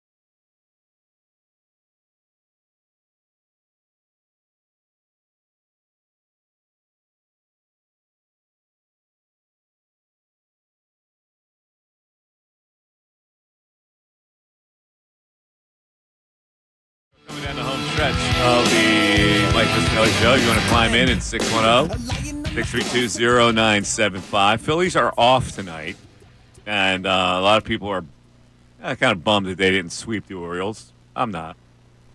You have to lose a game every now and then. As long as you take 2 or 3, I'm all good. But the situation with the Phillies will change in the next 10 days. It could be that Max Kepler is fighting for his life in the next 10 days. That he could actually make people forget about bringing up Justin Crawford if he has a good 10-day streak. Suppose he gets like really hot, Ray. Will he settle the whole issue? He gets really hot. They go, you know what? We're going to stick with the guy. We're going to triple platoon. Platoon in center, platoon in left field, platoon at second base, and we're good. Will he settle it for the Phillies or for the fan base? Well, he settled it for the Phillies. The fan base will always be skeptical of him. But the Phillies probably do not want to make a drastic change. He needs to have a 10-day stretch like it's 2019. Okay. He needs to look like a guy who's got 30-plus homer pop, who's hitting, I don't know, 270, and getting on base at like a 330 clip. Like, he needs to have a real, for him, what has been a torrid stretch when he has not had many of those. And if he doesn't, he will be extracted from this roster. Like, as Jason said, he will be Whit Merrifield. Whit Merrifielded. Yeah, Whit Merrifield. We've made Whit Merrifield a verb here? Yes, we have. We've Merrifielded him? And they'll bite the bullet on whatever they owe him, and he probably won't hook on with anybody for the rest of the year, or maybe he will because it would be cheap at that point. But then you look at the pitching situation. The six-man rotation now, and I never am in favor of that at all. But in this particular situation, with Wheeler and Stott, with Wheeler and Suarez, well, yeah, I may have to think about it because I think both of these guys are a little weaker. I think you have to at least consider it. It's interesting the way this is going to break out with Nola coming back because Nola makes a start last night, rehab start. He'd be lined up to go again Monday. They don't play Mondays in the minor leagues, so maybe he would go Tuesday, and then he'd rejoin you on the 17th. The 17th is Suarez's next start, or is not next start, but would be Suarez's turn through the rotation. So is there a world where he's on the injury list at that point because something's bothering him or they want to send him down for a little bit? Or is there a world where Nola slots in there so you give Suarez an extra day and that pushes everyone back, which also gives Wheeler an extra day, which I think will put like a week between Wheeler starts? The six-man rotation is one of the realities you have to consider with Aaron Nola coming back, and Taijuan Walker's made it that reality. Just think how good Taijuan Walker will be as a sixth starter. He'd be the best sixth starter in baseball. Yeah, yes, he would. He'd be the only one, but he would be the best sixth starter. It's all about how you brand it, Mike. No, the problem is he'd be going against the other team's one. In that particular at this situation. point in the season, everyone's so messed up with their starters. I get it, but chances are he'd have to go against a better pitcher. All right, so I thought what Jason had to say about Wheeler is interesting. Yeah, he's fine. Rob Thomas goes, he's fine. And yet, they push him back a couple of days. So apparently he's not fine. If he was fine, he'd be in the regular rotation, right? Correct. So they're worried about it a little bit. They have to be. There has to be a little bit of concern. And like going back now, he mentioned going all the way back to the All-Star break. You remember that start before the break, he allowed 4 earned against Padres. Yep. Comes back after the break with some time off, and he looks good again. Well, he looked good against. I was there for was I there for the Reds? Yeah, that was the day they went on the catcher's interference. So I was there for the Red Sox one. He battled through there. He did strike out 10 guys. He only allowed 2 runs, but it didn't feel like you were getting Wheeler at his best. It was Wheeler gutting it through and showing you just how good a pitcher he can be, even when he doesn't have his best stuff. And then the last 2 starts, he allowed 4 earned against the Yankees, and he obviously allows 4, but only 3 of them earned against the Tigers. He hasn't been quite himself since that complete game. Fair to say, last 4 starts, almost a 5 ERA. He has not been. So and see that's very problematic. That's why now you got to treat this very gingerly for the rest of the year. And a 6-man till the end of August could take the workload off of him. It could. And could take the workload off everyone. Or the other alternative is you pitch him shorter innings. And you tax your bullpen, but your bullpen now is suddenly deep. So you got 2 interesting options here. Wheeler just goes 5 or 6 the rest of the way, and Alvarado pitches the next inning after him. You get those guys out early. You get them out of the game early. You get the depth. You get your boy David Robertson in there. That's right. Scoreless inning last night. Oh, he had a scoreless inning last night? He's up to 94. Oh, get out. Really? So he finally had a good outing last night? Where'd you get that report? Give me the David Robertson report. You've been holding out on that. Oh, David Robertson last night, I believe it was 1 inning, 1 hit. Did not allow a run. Got himself up to 94. Let me make sure I get you the exact because I don't want I don't want. Whose report was this? Baseball's. Baseball. So no Philly reporter reported this. There should be like, where is he pitching right now? Lehigh. Oh, he's in Lehigh Valley. Yeah. We should get the game story. Okay, David Robertson. Get the game story with David Robertson. See how what kind of stuff he had. All right, let's see who had this. Oh my gosh, I hate SEO. It's taking me back. I know David Robertson signed here 3 weeks ago. Just give me the story from last night. It's like, what do you want from there? Scoreless frame. Nope, that's again weeks ago. Where in the world? Who's writing about this? Saw a tweet last night with the stat line. That was all I had. Now I don't know whether the game's... tweet with the stat line. Yeah. Okay, all right. Well, that's going to have to do. That's what he had it's, a scoreless. That's good news. Yes. So, and he got up to 94. Yeah. So here is the line from last night for Lehigh Valley. He went an inning, allowed a hit, struck out 2. Oh. And obviously did not allow a run, did not walk anybody. That's actually a good report. He struck out 2. Yeah. So he's now got 5 strikeouts in his last 3 appearances. I hope I'm wrong on my judgment of David Robertson. I would love that. I know, nothing more than that. Because you really liked it. Just sometimes I feel like you suggest the guy doesn't deserve the air he breathes, you know? Like, well, I would never have signed him. But they did, and we have to live with it, and we'll see. Hopefully he's successful, and that makes me look bad. I have my strong opinions before the actual act. That's fair. Yeah. All right. Text board. First of all, I just heard during the break from our old friend Jen. I didn't know Ricky Pitalico was a Michigan fan. Why? I forget the origin of that one. To be honest with you. Why would he be a Michigan fan? I mean, for you, it's got to hurt because his daughter went to Penn State. Like, he could be a Penn State guy. Really wanted to. What's he have in common with Michigan? Or what's his connect with Michigan? He just likes him? It's like Kevin Cooney liking Notre Dame. Oh, wow. Ricochet shot. What is that? It's a violation. Is he out there? No. Oh, you were looking through the... Somebody was walking by. I thought it was him. Okay. I was going to ask him. Ricky Pitalico, Michigan. No, nothing comes up. Right, I don't know. We got to get him to guess the backstory. Yeah, I don't know what that backstory is, but whatever. Hey, I mean, this could be the year they beat Michigan. Who? Penn State? Right? Michigan on the schedule? Whatever it is. Of course they're going to beat Michigan. Of course. It's a little strong. No, they're not going to lose to Michigan this year. You would hope. You're just secretly rooting against Penn State, I know. No. I know to be very clear, I want Penn State to go unbeaten. You do? Yes. There's no way. Absolutely. There's no... Why? So they can lose in the playoffs? Is there a hook to that? No.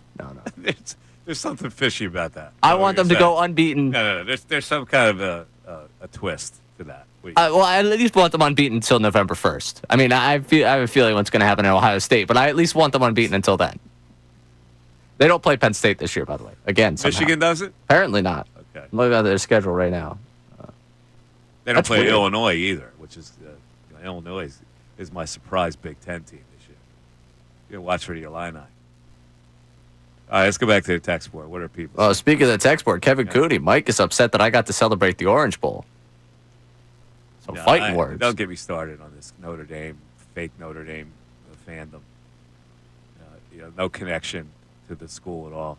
To be a college football fan, you have to have a connection to the school. You really do. And if you went to a smaller school, you just can't adopt some program like Michigan. In my opinion. That's fine. College football has to be more genuine. You must have a genuine rooting interest. There's got to be some kind of connection for you to really have a favorite college football team. It can't be Notre Dame if you didn't go there. That's good. Not my team. Do you agree? Yeah, I mean, you know what team I root for, so. Yeah. We got a texter here. Let me start this off, Ray, by saying I actually like you. But, however, with that being said, it is embarrassing how apologetic you are for Robertson. He sucks. He's a bum. And you're just loving him to death. You're going to die on that hill, aren't you? Where do people get the impression that you love him to death? You haven't said a negative word about him. Me?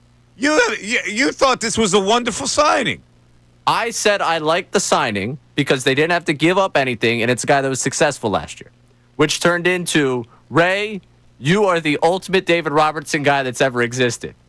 Well, people get that impression from you because you're not even skeptical of him.